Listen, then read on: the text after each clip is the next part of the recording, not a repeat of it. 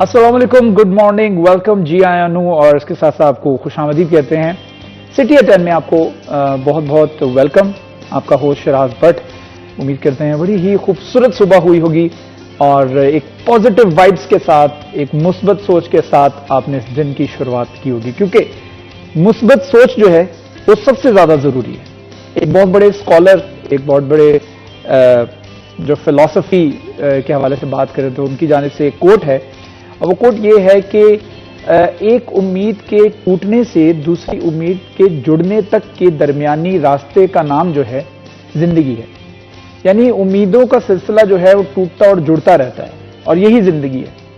लेकिन हारता वो शख्स है जो दिमागी तौर पर मान लेता है कि मैं हार चुका हूं। हार जीत का कोई कॉन्सेप्ट नहीं होता। आप मेंटली तौर पर, आपकी ईगो ये चीज एक्सेप्ट कर लेती है दैट आई गिव अप, वरना इसके अलावा जीतना मकसद भी नहीं है। खेलते रहना, चलते रहना, जिंदगी की उम्मीद जोड़े रखना, ये मकसद है। और इस मकसद को, इस प्राइमरीली मकसद को जो है वो लेकर आपको आगे बढ़ना है, ये सबसे ज्यादा जरूरी है। जीतना जरूरी नहीं है, आपने खेलते रहना है। आप जिस एम्बिशन को, जिस टारगेट को, जिस गोल को आप अचीव करना चाह रहे हैं, उसके रास्ते पर आप हैं या नहीं हैं, ये भी देखना बहुत जरूरी है। और ये कैसे देखा जा सकता है? ये ऐसे देखा जा सकता है कि आपने अपने गुजरे हुए कल को देखना है। अगर आपका हाल आपके गुजरे हुए कल से, यानी आपके माजी से ज्यादा बेहतर है, इसका मतलब है कि आप राइट ट्रैक पर हैं। अगर आपको लगता है कि आपका हाल जो है वो वैसा ही है जैसा आपका माजी था, it means there has to be some different things that you have to develop. वो मुख्तलिफ चीजें जो हैं, जो आपको नजर आ रही हैं, उनको स्ट्रांग करने की जरूरत है। इस पर तवज्जो दें। और इसी खूबसूरत बात के साथ अपने इस शो का आगाज करते हैं।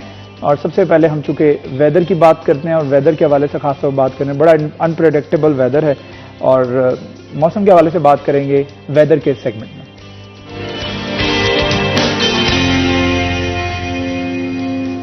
कम से कम दर्जा हरारत आज 15 डिग्री सेंटीग्रेड रहेगा, जबकि ज्यादा से ज्यादा दर्जा हरारत जो है 27 डिग्री सेंटीग्रेड रहेगा। मौसम जो है वो सर्द होता चला जा रहा है और पंखे जो है मुकम्मल तौर पर बंद हो चुके हैं। लेकिन जो एक चीज खत्म नहीं हो रही है वो है स्मोक। और स्मोक के खात्मे के लिए बहुत ज्यादा जरूरी है कि आपको मास्क का इस्तेमाल करना चाहिए, प्रिकॉशनरी मेजर्स अपनाने चाहिए। आपको खसूसी तौर पर अगर आप मोटरसाइकिल के ऊपर सफर कर रहे हैं, आपके बच्चे आपके साथ टंकी के ऊपर बैठ के सफर कर रहे हैं, तो बहुत ज्यादा जरूरी है कि बच्चों को मास्क पहनाया जाए। अव्वल तो बच्चों को गैर जरूरी तौर पर बाहर घर से ना निकाला जाए, ये बहुत ज्यादा जरूरी है। इस संजीदगी को आप देखें कि हुकूमत ने तालीमी इदारे जो हैं वो निजी और सरकारी बंद कर दिए हैं। उसकी वजह यही है कि स्मोक को कितना ज्यादा संजीदगी से लिया गया। लेकिन हम देख रहे हैं कि बच्चे खेल रहे हैं, ग्राउंड्स के अंदर भी खेल रहे हैं, सड़कों के ऊपर वो साइकिलिंग करते हुए नजर आते हैं। ट्रैफिक पहले से ज्यादा है, हम क्यों इसको सीरियस नहीं ले रहे हैं? ये एक बहुत बड़ा मसला है। और गर्म मशरूबात का इस्तेमाल जो है वो ज्यादा करें ताकि आपका इम्यून सिस्टम, आपका रेस्पिरेटरी सिस्टम जो है, सांस लेने का अमल जो मुतासर ना हो। डॉक्टर्स की जानिब से कहा जाता है कि कॉफ़ी का इस्तेमाल ज़्यादा किया जाए, कहवा का इस्तेमाल ज़्यादा किया जाए। लिहाजा मौसम जो है उसके हवाले से बात करें और बारिश के हवाले से बात करें तो कोई इम्कान बारिश का भी नहीं नज़र आ रहा है, जो कि बिलाशुबा एक अच्छी खबर नहीं है। बढ़ाते हैं अपने प्रोग्राम को आगे और चलते हैं हम अपने मेहमानों की तरफ। हमारे मेहमान हमारे साथ मौजूद होंगे, उनका तारुफ आपको करवाता हूं। उसके बाद हम टॉपिक के ऊपर आएंगे, किस मौजू के ऊपर हम गुफ्तगू करेंगे। उस टॉपिक के अंदर जितने भी मसाया हैं उसको भी हम ज़ेरे बहस लेकर आएंगे, फिर उसके हल, उसके सोल्यूशंस की तरफ भी जाएंगे। तो हमारे साथ नन अदर देन हमारे साथ मौजूद हैं बिलाल डोगर साहब, जो कि एंकर पर्सन है सिटी 41 के। Bilal, thank you so much for joining us. अस्सलाम वालेकुम। कैसे आप? अल्हम्दुलिल्लाह। इनके साथ साथ अज़ादार हुसैन साहब हमारे साथ तशरीफ रखते हैं। शाह जी अस्सलाम वालेकुम, वेरी वेलकम। आप हमारे सीनियर रिपोर्टर भी हैं, हेल्थ की भी देखते हैं, और आपको वेलकम। कैसे हैं बिलाल साहब? मैं आपसे शुरुआत करना चाहूंगा। हम अगर चेंजिंग वेदर के हवाले से बात करें तो जब भी मच्छर जो है हमें नजर आते हैं इर्द गिर्द, तो हम ये महसूस करते हैं कि मौसम अब जो है तब्दील हो चुका है और हो रहा है। यानी पीक सर्दी होगी तो मच्छर नहीं होगा, या पीक गर्मी होगी तो मच्छर नहीं, लेकिन चेंजिंग वेदर में आपको हमेशा मच्छर नजर आते हैं। और जब मच्छर नजर आते हैं तो पाकिस्तान के अंदर डेंगू का खतरा जो है वो मंडलाने रखता है।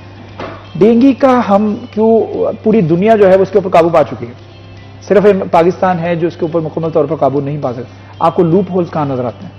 अच्छा, बहुत शुक्रिया। और मेरे ख्याल में मौसमियाती तब्दीलियाँ और तिब्बी शोबे के हवाले से बात करें, मेरे ख्याल में عزادار کے سامنے بات کرنا تھوڑا سا احتیاط سے کرنا پڑتی ہے کیونکہ he is very experience in it. تو پرابلم یہ ہے کہ دیکھیں اس وقت سب سے بڑا اسموک کا مسئلہ میں اسے یہ کہہ رہا ہوں کہ کم و بیش 1.5 ماہ قبل 2 ماہ قبل جو ہماری سردی آئی ہے 28 دسمبر کو لاسٹ ایئر مجھے یاد ہے مارچ تک چلی تھی لیکن 28 دسمبر کو پہلی دھند پڑی تھی اور فوگی ویدر شروع ہوا تھا. لیکن اس سال اسموک اس حد تک زیادہ جلدی بھی آئی ہے. اس کی طے اتنی مضبوط ہے کیونکہ بارش نہیں اندر ہو رہی اور اتنی طے وہ مضبوط ہے کہ جو فوگ ہے وہ اگر آپ دن میں اس کو دیکھیں تو ہم پنجابی اور دیسی زبان میں کہتے ہیں تو اندر اٹھ گئی, لیکن وہ دھند جو اٹھتی ہے تو اوپر طے کے اندر بج کے پھر نیچے آتی ہے. آپ کو 2, 1.5, 2, 2:30 بجے ایک دم سے پورا شہر پھر فوگی نظر آتا ہے. کیوں؟ وہ اس کی حد کو اوپر نہیں جانے دیتا. اچھا گزشتہ 2 روز قبل چلنے والی تیز ہواؤں نے ہلکی اسموک کو دھکا دیا اور فوگ جو ہے وہ تھوڑی سی اٹھی بھی اور ہمیں سورج کی ہلکی سی روشنی نہیں صرف اس کی شکل نظر آئی. لیکن اس کے بعد پھر سے اسموک کا جو رجحان ہے وہ بڑھتا ہوا نظر آیا. جہاں آپ ڈینگی کی بات کریں دیکھیں مجھے یہ بھی عزادار بھائی سے پتہ چلا تھا کہ ابو 35 اور بلو 17 ڈگری سے بلو تو ڈینگی ختم ہو جاتا ہے 35 سے اور یہ اس کی بریکٹ ہے جس کے درمیان وہ پنپتا ہے اور اس کا فیوریٹ موسم ہے. 35 سے ابو جا کے وہ ہیٹ زیادہ نہیں برداشت کرتا اور 17 سے کم وہ سردی برداشت نہیں کرتا. اس لیے ابھی ہمارا ٹمپریچر پھر 17 سے 25 کے مڈ میں چل رہا ہے. تو اس کا مطلب ہے کہ ڈینگی کا خطرہ ہے. اور آج کل جس حد تک اسموگ ہے نہ تو پانی بخارات بن کے اڑ رہا ہے تو اس لیے جہاں بھی اسپاٹس میں ہم پانی کھڑا کر دیتے ہیں یا رکھ دیتے ہیں وہ وہیں اس کے بڑھوتری کے بہت سارے چانسز ہیں. اور یہ کوئی مچھر کا بہت بڑا نہیں ہے کہ ہمیں نظر آ جائے یہ ڈینگی آ رہا ہے اچھا اس سے بچنا ہے, نہیں. وہ اتنا چھوٹا سا اس کا کلر بہت اسٹیتھوسکوپ سے دیکھ لیں اور سوری وہ جو آپ دوربین سے دیکھ لیں تو آپ کو شاید نظر آ جائے یا ویسے تو عام آنکھ سے ہم اسے ویسے پہچان نہیں سکتے. اب پرابلم یہ ہے کہ وہ اتنا خطرناک ہے. مجھے یاد پڑتا ہے عزادار بھائی نے کچھ دن پہلے یہ خبر بھی اس حوالے سے دی کہ ڈینگی کے پیشنٹ جو ہیں اس کے حوالے سے روز کی بنیاد پہ اپڈیٹ بھی دے رہے ہیں. تو یہ خطرہ ہے. اچھا وبال جان ہے. اب یہ اسموگ ہے جب شروع ہوئی ہم اسے نارملائز لے رہے تھے لیکن میں کل کی Ahsan Iqbal I think so I might be not wrong ان کی پریس کانفرنس سے متفق ہوں. حکومتی کسی عہدیدار نے پریس کانفرنس کی ہے اور وہ گلے شکوے کرتے نظر آئے کہ ہمیں صرف اقدامات تک محدود نہیں رہنا. میرے خیال میں پنجاب کے وزیر اعلیٰ کی بات بڑی فنی انداز میں وہ چل رہی ہے لیکن اسے سیریس لینا چاہیے. بھگونت مان ایک اداکار تھے پہلے لیکن اب وہ وزیر اعلیٰ ہیں. انہوں نے بات صحیح کی کہ دلی والے بھی ہمیں خط لکھ رہے ہیں, مریم نواز صاحبہ بھی ہمیں خط کہہ رہی میں خط لکھ دوں گی. ساڈا دھواں گیڑے گڈی جا رہے ہیں, ہمیں تو بتائیں ہم اکیلے ہی قصوروار ہیں نہیں. اور یہ کل حکومتی ترجمان نے اپنی زبان سے بولا ہے 30% انڈیا صرف قصوروار ہے یعنی کہ چڑھتا پنجاب. 70% ہم خود ذمہ دار ہیں. ہم نے صرف 15 دن کمپین کرنی ہے, 15 دن اقدامات کرنے ہیں, پھر پورا سال کچھ نہیں کرتے. یہ صرف 15 دن کی کہانی نہیں ہے, یہ تھرو آؤٹ ایئر کی کہانی ہے. اب یہاں جب بارشیں کم ہوتی ہیں, موسم وائبرنٹ ہوتا ہے تھوڑا سا, تو وہ تہ جمنا شروع ہو جاتی ہے. اگر یہ نہ ہو تو آپ دیکھیں آج آپ کو میں بڑی ایک ڈفرینٹ جو میرے لیے بڑے شاکنگ تھا, میری گاڑی کھلے آسمان تلے کھڑی ہوتی ہے تو میں صبح دیکھتا ہوں کہ اوس کتنی بڑی ہے. کین یو بلیو آج ایک قطرہ اوس کا نہیں پڑا ہوا ہے. اس کا مطلب ہے کہ آپ کی اسموک کی تہ سخت ہوتی جا رہی ہے اور نیچے اور اب بلکہ ماہرین یہ کہتے ہیں کہ ایک آدھی ہلکی پھلکی بارش ہے جانی نہیں ہے. کم و بیش آپ کو ہیوی رین فال چاہیے ایٹ لیسٹ یہ فضا کے اندر جو مہلک پارٹیکلز ہیں ان کو گرانے کے لیے. اور یہ ایسڈک رین ہوگی, بڑی خطرناک ہوتی ہے. پہلی بارش بھی خطرناک بن جاتی ہے ہمارے لیے, جہاں ابر رحمت ہے وہ ابر رحمت بن جائے کیونکہ یہ پانی دیکھنا جتنا گند ہے وہ مہلک ہے. جب بارش پڑنی وہ نیچے آ جانا ہے, کسی کے سر پہ پڑنا, کسی کے منہ پہ پڑنا ہے, تو یہ ڈیفینیٹلی وہ بھی ہمارے لیے خطرناک ہے. ہمیں بہت ساری میسیجز چل رہے ہیں, چائنا میں ہوا انہوں نے ایسے کنٹرول کیا, برطانیہ میں ہوا انہوں نے ایسے کنٹرول کیا. ہم تو کہیں گے وزیر اعلیٰ پنجاب سے وہ آج کل برطانیہ دورے پہ ہیں, وہاں سے کوئی ریسرچ ہی کر کے آئیں کہ آگے علاج کے لیے گئے ہیں. دیکھیے علاج کے ساتھ بہت سا ہمارا بھی علاج کرنا ہے نا, ہمیں بھی علاج کی ضرورت ہے اس وقت. وہاں سے ریسرچ کر کے آئیں کہ کیسے انہوں نے اسموک سے جان چھڑوائی تھی. ٹھیک ہے عزادار مجھے بتائے گا, اسموک تو چل ہی رہی ہے, ڈینگی بھی ایک بہت بڑا مسئلہ بن چکا ہے. ہم کتنے بیماریوں سے کتنے موسموں سے لڑتے رہیں گے اور کب تک لڑتے رہیں گے؟ ہمارے پاس اور بھی بڑے کام ہیں کرنے کے لیے. دیکھیں شراز, آپ نے شروع میں ایک بات کہی تھی کہ دنیا میں جو ہے وہ ڈینگی ختم ہو چکا ہے مگر پاکستان میں ابھی کیس رپورٹ ہو رہے ہیں. میں یہ تھوڑا سا اسے درست کرنا چاہتا ہوں کہ جہاں پاکستان میں ڈینگی رپورٹ ہو رہا ہے تو وہاں پہ باہرلے ملکوں میں بھی ڈینگی کے مریض رپورٹ ہو رہے ہیں. کمپیریٹیولی تو کم ہے. تو کم ہے. مثال کے طور پہ سعودی عرب کل سے بات کی جائے تو پچھلے مسومہ سردار تھی, ڈاکٹر مسومہ سردار آئسولیشن وارڈ کی فوکل پرسن تھی. تو سعودی عرب سے 6 پیشنٹ ایک دوسرے کے بعد جب الائڈ اسپتال پہنچے ہیں تو میں نے کہا میڈم یہ جو اتنا خرچہ کر کے ادھر آئے ہیں فیصل آباد میں، تو انہوں نے اپنا علاج سعودی عرب میں کیوں نہیں کروا لیا؟ تو میڈم نے مجھے کہا کہ وہاں پہ جو ہے علاج کے اوپر خرچہ بہت زیادہ ہوتا ہے ڈینگی کے حوالے سے نا، اور یہاں پہ حکومت فری علاج فراہم کر رہی ہے. یہ وجہ ہے کہ وہ خرچہ کر کے سفر کر کے جو ہے وہ پاکستان آ جاتے ہیں، اور کوئی جھنگ کا ہوتا ہے، کوئی چنیوڑ کا، کوئی سرگودے کا، کوئی خوشاب میاں والی، تو انہیں علاج کی جو سہولت ہے وہ بہترین طریقے سے ملتی ہے الائڈ میں. جب ایک کو اچھی ٹریٹمنٹ ملتی ہے وہ پھر باقیوں کو بتاتا ہے کہ یار یہاں پہ علاج جو بہت اچھا ہے اور فری ہے، تو آپ یہاں پہ آ جائیں بجائے اس کے کہ آپ پردیس میں دھکے کھا رہے ہیں، خوار ہو رہے ہیں. ملیشیا میں جو ہے وہ ڈینگی کے مریض رپورٹ ہو رہے ہیں، اور ہم نے دیکھا ہے الائڈ اسپتال میں ڈینگی سے متاثرہ مریض جو کہ ملیشیا میں متاثر ہوئے بخار کی حالت میں وہ الائڈ آئے ہیں، تو پتہ چلا یہ ڈینگی کا شکار تھے. تو مقصد بات کرنے کا یہ ہے کہ باہرلے جو مالک ہیں وہاں پہ بھی مریض رپورٹ ہو رہے ہیں، مگر بہت کم تعداد میں رپورٹ ہو رہے ہیں. پاکستان میں جو ہے بہت زیادہ رپورٹ ہو رہے ہیں. اب گزشتہ 24 گھنٹے کا سے بات کی جائے تو الائڈ 1 میں 2 مریض رپورٹ ہوئے ہیں، اور مجموعی طور پہ اگر رواں سال کا تعداد کی بات کی جائے تو 111 اب تک ڈینگی کے مریض سامنے الائڈ ہسپتال 1 اور 2 میں جو ہے وہ رپورٹ ہو چکے ہیں. اس میں 96 پیشنٹ جو ہیں وہ الائڈ 1 میں رپورٹ ہوئے ہیں، اور اس کے ساتھ ساتھ 15 پیشنٹ جو ہے وہ الائڈ 2 میں رپورٹ ہوئے ہیں. مزے کی بات یہ ہے کہ فیصل آباد میں جو پنجاب میڈیکل کالج ہے یا جو الائڈ ہاسپٹل میں ایسے ملازمین جو کہ پی ایم سی میں رہائش پذیر ہیں اور وہ الائڈ ہاسپٹل میں جاب کرتے ہیں، تو ان کی جو تعداد ہے جو کہ ڈینگی سے افیکٹ ہوئے ہیں ان کی تعداد 7 سے 8 بنتی ہے. کہ جو علاج گاہ ہے وہی اس وقت ڈینگی کی اگر مرکز بنی ہوئی ہے یہ کہا جائے تو غلط نہیں ہوگا، کہ جنہوں نے ڈینگی کا علاج کرنا ہے وہ خود ڈینگی کا شکار ہو رہے ہیں. اور اگر علاج گاہ کی یہ صورتحال ہے کہ وہاں پہ ڈینگی پروان چڑھ رہا ہے یا وہاں پہ جو ان کی رہائش گاہ ہے وہاں پہ ڈینگی پروان چڑھ رہا ہے، تو باقی پھر شہر کا جو ہے وہ اللہ ہی حافظ ہوگا. تو یہی نہیں کہ خالی محکمہ صحت کی ذمہ داری ہے، محکمہ صحت نے تو اپنا کام کرنا ہی کرنا ہے. اگر کام کر رہے ہوں تو اس تعداد میں جو پیشنٹ رپورٹ ہو رہے ہوں تو یہ پیشنٹ جو ہے وہ رپورٹ نہ ہو، ان پیشنٹ کی جو تعداد ہے وہ کم ہوتی جائے. اس لیے شہریوں کو بھی چاہیے کہ وہ صرف محکمہ صحت پہ نہ رہیں، اپنی بھی ذمہ داری کا احساس ادا کریں، اپنی ذمہ داری کا کردار ادا کریں، اور اپنے گھروں کو یا فریج وغیرہ یا دیگر جو ڈینگی ٹیمیں گھر گھر جا رہی ہیں. تقریباً میں سمجھتا ہوں کافی عرصے سے ہم ڈینگی کے حوالے سے بہت زیادہ وزٹ کر چکے ہیں، اور ڈاکٹر کے پاس ڈاکٹر کے ساتھ جب ہم وزٹ کرتے ہیں کسی بھی گلی محلے میں جاتے ہیں تو میں نے یہ دیکھا ہے خواتین کو یا وہاں پہ موجود مرد حضرات کو کم پتہ ہوتا ہے کیونکہ وہ باہر نوکریوں پہ ہوتے ہیں یا اپنی شاپ پہ ہوتے ہیں. تو جو خواتین ہوتی ہیں ان میں بہت زیادہ اویئرنیس ہے. خواتین کو پتہ ہے کہ ڈینگی ٹیمیں آتی ہیں وہ گھر کے گملے چیک کرتی ہیں، اور اس کے ساتھ ساتھ فریزر کی ٹرے چیک کرتی ہے نیچے کہ یہاں پہ پانی تو نہیں موجود، ٹینکی کو چیک کیا جاتا ہے، چھتوں پہ جا کے چیک کیا جاتا ہے کہیں ایسے مقامات پہ پانی تو موجود نہیں جہاں سے ڈینگی کی افزائش ہو سکے. ایئر کولر کو چیک کیا جاتا ہے. بات کرنے کا مقصد یہ ہے کہ عوام کو اویئرنیس بہت زیادہ ہے، مگر اس کے باوجود ذمہ داری کا جو ہے وہ مظاہرہ نہیں کیا جاتا، جس کے سبب پیشنٹ جو ہے وہ رپورٹ ہوتے ہیں. اور اگر میں بات کروں ڈینگی لاروا کے حوالے سے تو اس کی بھی تعداد کوئی سینکڑوں میں نہیں ہے، ہزاروں میں ہے. کہ روزانہ کی بنیاد پہ ڈینگی ٹیمیں جو ہے وہ جا رہی ہیں، سروے کر رہی ہیں، سرویلنس کرتی ہیں، اور اس دوران جو ہے انہیں ڈینگی لاروا ملتا ہے. پھر انٹمالوجسٹ پہنچتے ہیں، وہ پھر تصدیق کرتے ہیں کہ یہ کوئی اور مچھر نہیں ہے، یہ جو ہے وہ ڈینگی کا مچھر ہے. تصدیق کی جاتی ہے باقاعدہ طور پہ. فیصل آباد میں اگر علاج کے حوالے سے بات کی جائے تو صرف اور صرف 2 ہاسپٹل ہیں، الائڈ 1 اور الائڈ 2. اور الائڈ 1 اور الائڈ 2 جو ہیں یہ ہاسپٹل کیا علاج کے لیے کافی ہیں؟ فیصل آباد کی پاپولیشن کو دیکھا جائے تو ان کے لیے کافی ہیں. اس پر بھی ہم گفتگو کریں گے، لیکن چھوٹا سا وقفے کے بعد دوبارہ حاضر ہوں گے. ہمارے ساتھ رہے گا.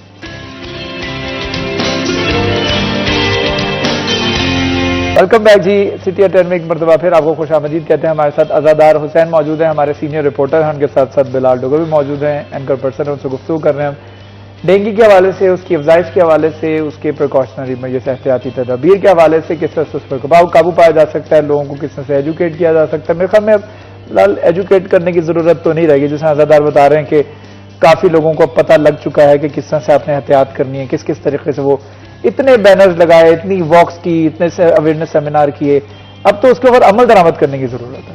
آئی تھنک سو.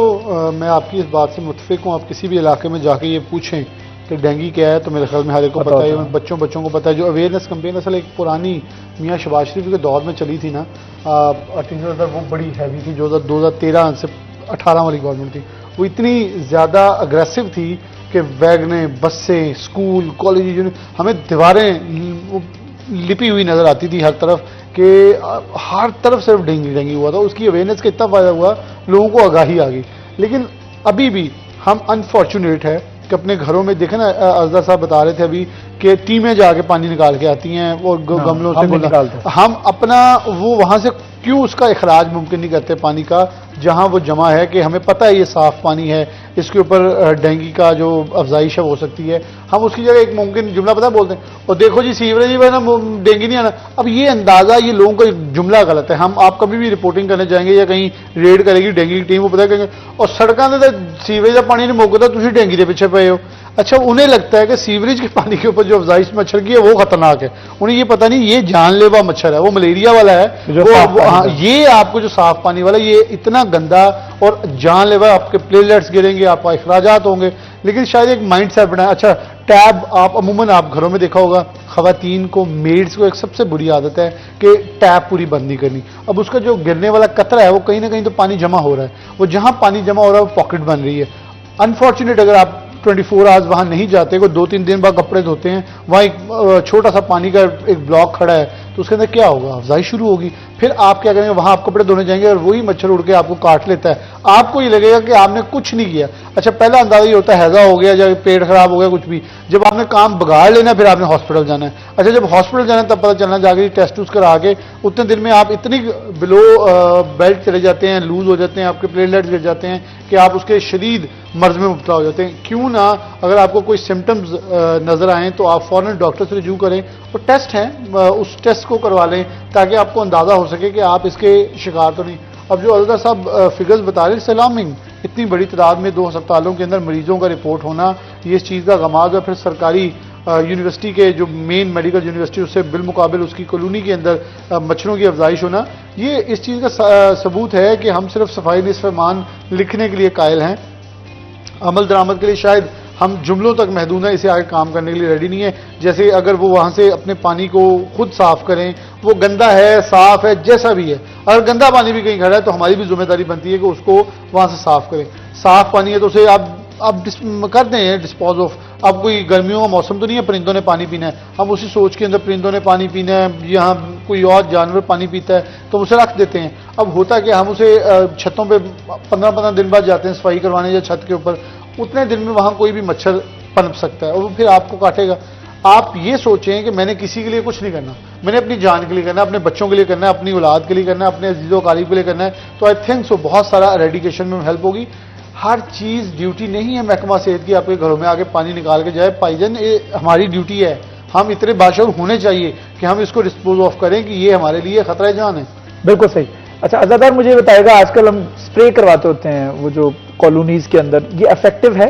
اچھا کئی لوگ کہتے ہیں کہ یہ نہیں کروانا چاہیے اس کے بھی نقصان دہ ہیں اس کے بھی سائڈ افیکٹس ہیں ایسا ہے دیکھیں جو محکمہ صحت انتظامیہ کہتے ہیں یا جو ڈاکٹر ہوتے ہیں D C epidemic district coordinator وبائی امراض جو ڈینگی کا نظام دیکھتے ہیں تو باقاعدہ طور پہ کیمیکل ہوتے ہیں وہاں پہ فوگنگ کی جاتی ہے پمپنگ کی جاتی ہے تاکہ جو دھواں ہے وہ جو ہے وہ اثر انداز ہو سکے اور اگر وہاں پہ مچھر ہے تو اسے جو ہے ختم کیا جا سکے وہ پمپنگ کرنے سے عارضی طور پہ مچھر ختم ہو جائے گا وہاں پہ مر جائے گا مگر اس کے اثرات ہیں میں جب سیکٹری تھا تو مجھے کہا انہوں نے کہ یہاں پریس کلب میں مچھر بہت ہے تو آپ یہاں پہ سپرے کروا دیں تو میں نے وہاں پہ سپرے کروا دیا تو بدقسمتی سے جو آفس میں ہمارا ٹیشو کا باکس تھا اس میں ٹیشو لگے ہوئے تھے تو وہاں پہ بھی سپرے ہو گیا وہ ہمارے دوست تھے انہوں نے وہ استعمال کیا تو وہ اسکن کا انہیں مسئلہ بن گیا تو انہوں نے کہا یار وہ وہاں سپرے ہوئی تھی اور مجھے پتہ نہیں چلا تو میں نے جب وہ ٹیشو استعمال کیا تو میں اسے جو ہے وہ متاثر ہوا تو میں نے اب اسکن والے ڈاکٹر کو چیک کرانا ہے تو مجھے بتایا میں کس ڈاکٹر کے پاس جاؤں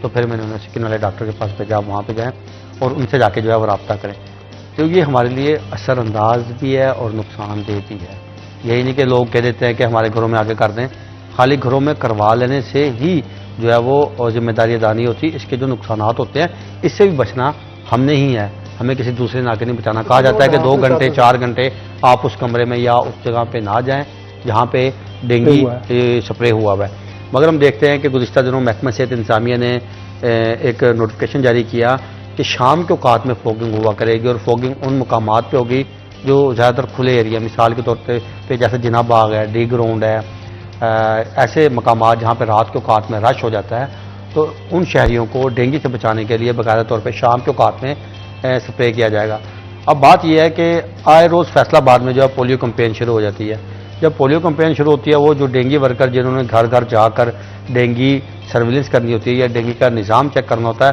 وہی سارا عملہ جو ہے وہ پولیو میں اپنی ڈیوٹی کے فرائض سر انجام دے رہا ہوتا ہے. اس دوران جو ہے وہ ڈینگی کا نظام متاثر ہوتا ہے. تو ہر ڈپارٹمنٹ کے لیے علیحدہ علیحدہ جو ہے عملہ وہ ہونا چاہیے جو کہ نہیں ہے، حکومت برداشت نہیں کر سکتی. تو بات ہم کر رہے تھے ڈینگی کے حوالے سے، بات پھر کہیں اور نہ، میں نے کہا چلی جائے. مثال دے رہا تھا کہ عملے کی بہت زیادہ شدید کمی ہے. یہی وجہ ہے کہ کبھی وہ پولیو کر رہے ہیں، کبھی وہ ڈینگی کر رہے ہیں، کبھی ڈینگی کر رہے ہیں، کبھی وہ پولیو کر رہے ہیں. اس وجہ سے وہ ایک ذمہ داری پوری نبھانے میں اچھا مجھے یہ بھی بتائیے بلال کہ ہم پہلے زمانے میں مجھے یاد ہے کہ وہ کچھ پروٹیکشن کے لیے کچھ جلیبی وغیرہ لگاتے تھے، اسپرے گھر پہ بھی کچھ کر لیتے تھے. اب مچھر کے اوپر اس کا اثر نہیں ہوتا، انسان پہ اثر ہو جاتا ہے. ہم کو اسپرے کرتے ہیں کمرے کے اندر، وہ ہمارے لیے ہمارے سانس کا مسئلہ بن جاتا ہے، ہمیں اسمیل آتی ہے، ہمیں چھینکیں لگ جاتی ہیں، کھانسی لگ جاتی ہے، لیکن مچھر نہیں جاتا. تو یہ آپ کو لگ رہا ہے کہ اب اس کے پریکاشن جو ہیں وہ بھی بڑے مشکل ہوتے چلے جا رہے ہیں؟ جی دیکھیں اشراز، میرے خیال میں مچھر تو وہی ہے، ہم اپنی عادات میں شاید مختلف کوئی یا ملاوٹ جو ہے بڑھتی چلی ہاں ہم اپنے، لیکن جیسے اظہر صاحب نے کہا کہ ہمیں بھی کوئی پریکاشنی میجرز اڈاپٹ کرنا چاہیے. جیسے اگر کمرے کے اندر سپرے ہوا ہے تو ایٹ لیسٹ ہم اسے 2 گھنٹے کے لیے پرہیز کریں اس کمرے کے اندر داخلے سے، کیونکہ ہم اسے جائیں گے تو ڈیفینیٹلی اس کے اثرات ہیں. ایک کیمیکل ہے، آپ بہت ساری خبریں چلتی تھی، اب تو سپرے بڑا جدید ہو گیا، کھیتوں کے اندر سپرے کرنے جاتے تھے، بندہ بے ہوش ہو کے اس کی ڈیتھ تک جاتی تھی. اتنا خطرناک سپرے ہے کہ جو فصلوں کو اوپر کیڑے مارنے ہیں تو وہ ہمیں بھی ڈیمیج کرتی ہے، اتنی کرتی ہے. بہت سارے ہم نے جامعہ چشتیہ چوک میں واقع ایک سکول ہے، وہاں پہ سپرے کی گئی ڈینگی، تو وہاں پہ بچیاں تھیں 20-25 وہ بے ہوش ہو گئی تھی، شاید آپ کو یاد ہو، 2013-14 کی بات ہے یہ نا. تو اس کے یعنی کہ اثرات ہیں انسانوں کے لیے بھی. ہاں اس کے اثرات دیکھیں، یہ بالکل یہ ایک مثال جیسے زدہ دی یہ ہے. لیکن ہم اگر یہ کہیں جی نہیں کچھ نہیں ہوتا، جیسے اسموک میں ہم ڈھیٹ بنے ہوئے ہیں، وہ جی نہیں ہم نے تو ہمارا بہت ہی میٹابولزم تیز ہے، نہیں تیز. ہم اس وقت تک تیز ہیں جب تک وہ جرثومہ ہمارے اندر نہیں گیا. جس دن گیا، میں آپ کو یقین کریں، الدار صاحب کے مشورے پہ میں نے آپ کو کہا میں نے انفلوئنزا ویکسین لگوائی.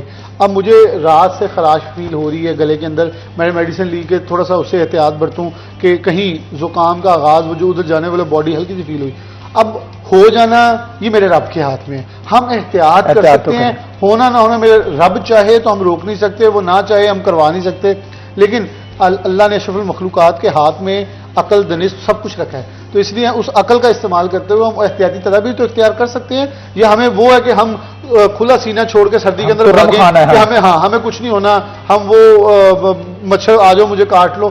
مطلب یہ مذاق کی حد تک چیزیں ٹھیک ہوتی ہیں، لیکن جب آپ سیریس نوٹس پہ آئیں تو میرے خیال میں احتیاطی تدابیر بہت ضروری ہے. اب جیسے اسموک کی ہم ایک دن پہلے بھی بات کر رہے تھے بچے گراؤنڈز میں کہ ہم نے بچے ماں باپ بھیج رہے ہیں، جاؤ جو کھیلو بچہ کچھ نہیں، اپنی جان چھڑوانے کے لیے آپ ان کو خود موت کے منہ میں بھیج رہے ہیں. جب کچھ ہو جانا ہے پھر ایک ماں نے باپ پہ ڈال دینی، باپ نے ماں پہ ڈال دینی، ایک نیا پنڈورا کھل جانا ہے میں نے تو بچوں کو بھیجا نہیں تھا، میں کے لیے ان کو کیسے سنبھالوں، باپ نے کہنا جی میں کماؤں یا ان کو آگے گھر میں کھلاؤں.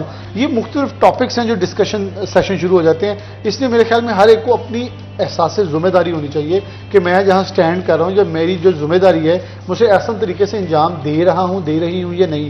کیونکہ ہم کسی کو بلیم گیم کے اندر بہت آسان، ہمارے معاشرے میں ایک یہ رجحان بڑھ چکا ہے، ہم بلیم گیم کرتے ہیں. دیکھا میں نے کہا تھا نا، تم نے نہیں مانا، میں نے کہا تھا، نہیں مجھے نہیں کہا، تم نے کہا تھا. یہ ایسے جملے ہیں جو ہم روٹین لائف میں بھی استعمال کرنا شروع ہو گئے ہیں، جس سے اندازہ ہم یہ کر سکتے ہیں ہم نقصان ہی اٹھاتے ہیں، فائدہ کوئی نہیں ہو رہا تھا. ٹھیک ہے. اچھا ازادار مجھے بھی بتائیے گا کہ ہمارے فیصل آباد کے اندر کوئی ڈینگی اویئرنیس، کوئی کیمپینز وغیرہ، کوئی واکس وغیرہ کا اہتمام کیا جا رہا ہے؟ لاسٹ ایئر تو بڑا کیا گیا تھا، اس دفعہ نظر نہیں آیا. دیکھیں اس دفعہ ایسا ہوتا ہے کہ آئے روز محکمہ صحت انتظامیہ کی جانب سے حکومتی احکامات پہ جو ہے وہ تبدیلی لائی جاتی ہے پروگرام کے حوالے سے. آج کل اسکولوں میں، کالجز میں، یونیورسٹی میں باقاعدہ طور پہ جا کے لیکچر دیے جاتے ہیں. وہاں پہ مجھے پرسوں چوتھ بھی ایک اسکول کے حوالے سے وہاں پہ سی او نے وزٹ کرنا تھا، تو مجھے انہوں نے کہا کہ آپ نے آ کے کوریج کرنی ہے. تو اب وہ اسکولوں میں جو ہے وہ پروگرام کیے جا رہے ہیں زیادہ تر کہ بچوں کو بتایا جائے، وہاں پہ جو ٹیچر ہیں انہیں سمجھایا جائے. ٹیچر جو ہے وہ باقاعدہ طور پہ لیکچر دیں، جو وہاں پہ جو زیر تعلیم بچے ہیں انہیں جو سمجھائیں ڈینگی کے حوالے سے، تاکہ وہ گھر جا کر اس کے اوپر عمل درآمد کر سکیں. مگر آج سے گزشتہ ماہ میں نے خبر دی کہ ڈپٹی کمشنر فیصل آباد کی جانب سے ہر منگل کے روز ڈینگی کے حوالے سے میٹنگ ہوتی ہے. اچھا.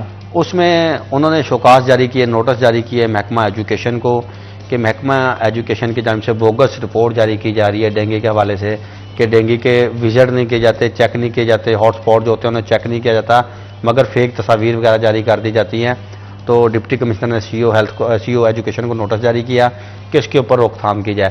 اسی طرح واسالوں کو نوٹس جاری کیا گیا کہ آپ کے بندے جو ہے صحیح کام نہیں کرے, اس کے اوپر عمل درآمد کروایا جائے. سی او میونسپل کارپوریشن کو نوٹس جاری کیا کہ اتنی یونین کونسل, اتنے ٹاؤن ایسے ہیں جہاں پہ ابھی تک ہاٹ اسپاٹ کو جو ہے چیک نہیں کیا جا سکا, اپنے عملے کو پابند کریں کہ وہ جا کے ان مقامات کو ہاٹ اسپاٹ کو جا کے چیک کرے. اسی طرح ضلع کونسل کو جو ہے سی او انہیں شوکاز جاری کیا گیا, انہیں نوٹس جاری کیا گیا کہ آپ ذمہ داری کا مظاہرہ کریں. یہ وہ ادارے ہیں, سرکار کے ادارے ہیں جن کا کام ہے ڈینگی کے اوپر قابو پانے کے لیے اقدامات کرنا, مگر ان کی جانب سے جو ہے لاپرواہی برتی جاتی ہے جس کا خمیازہ پھر عوام کو بھگتنا پڑتا ہے. اسی لیے ہم بار بار کہتے ہیں کہ آپ سرکاری اداروں پہ نہ رہیں. مثال کے طور پہ کل کے والے سے بات کی جائے, 3 روز سے نصرت فتح علی خان ہاسپٹل کی بجلی بند تھی, 3 دن سے, اور وہاں پہ جو زیر علاج مریض تھے وہ واش روم جانے کے لیے بھی تنگ تھے کہ وہ واش روم بھی نہیں جا سکتے تھے, کیوں, وہاں پہ پانی نہیں تھا. ظاہری بات ہے وہ جتنے بھی وہاں پہ زیر علاج مریض ہیں وہ گرد و نواح میں جتنے محلے ہیں یا علاقے ہیں وہاں سے علاج کی غرض سے آتے ہیں. تو ایک مریض نے مجھے کہا کہ 3 دن سے میں یہاں داخل ہوں, اگر میں نے واش روم جانا ہے تو میں اپنے گھر چلا جاتا ہوں, گھر جاتا ہوں, گھر سے واش روم کر کے میں پھر آ کے یہاں پہ آ کے داخل ہو جاتا ہوں. تو ایک انجوائمنٹ لگی ہوئی ہے, یعنی گھر میں چھٹی مل جاتی ہے اس کو. اچھا, تو ایک مریض ہے بیچارہ, سفر کر کے جاتا ہے, وہ آیا آپریشن کروانے کے لیے اور آپریشن تھیٹر بند پڑا ہے. کیوں جی؟ بجلی نہیں ہے. بجلی ہوگی تو مشینری ہیوی چلے گی, بجلی بند کیوں ہے جی؟ تو ایم ایس صاحب کہنے لگے کہ جی 160 وولٹیج آ رہے ہیں اور ہمیں 220 وولٹیج جو ہے وہ درکار ہے مکمل ہاسپٹل چلانے کے حوالے سے. فیسکو والوں کو 3 دن سے ہم پیٹ رہے ہیں جی, فیسکو والے ہماری بات نہیں سن رہے. جنریٹر چل رہے تھے, جتنے جنریٹر چل رہے تھے وہ سارے کے سارے خراب ہو گئے جی. 24 گھنٹے چلتے ہیں جب, تو انہیں خراب ہی ہونا ہے. ہماری انتظامیہ کا حال دیکھیں کہ جہاں پر صحت کا معاملہ ہے وہاں پر ہمیں کمپرومائز نہیں کرنا چاہیے, اور انتظامیہ کو پتہ ہے, فیسکو انتظامیہ کو پتہ ہے کہ وہاں پر کتنے ہزاروں لوگ جو ہیں وہ زیر علاج ہیں, کسی کا آپریشن ہونا ہے, کوئی اپنی زندگی اور موت کی بازی جو ہے لڑ رہا ہے. تو یہ معاملات جو ہیں ان کو ڈیلے کرنے کی ضرورت نہیں ہے. جو 5-5, 6-6 دن ڈیلے ہو جاتے ہیں, جو 5-6 منٹ نہیں ڈیلے ہونے چاہیے, وہ اتنے دن ڈیلے نہیں ہونے چاہیے. اور وہ کیوں ڈیلے ہوتے ہیں اس پر بھی ہم گفتگو کریں گے. ایک چھوٹا سا وقفہ, وقفے کے بعد دوبارہ حاضر ہوں گے, ہمارے ساتھ رہیے گا.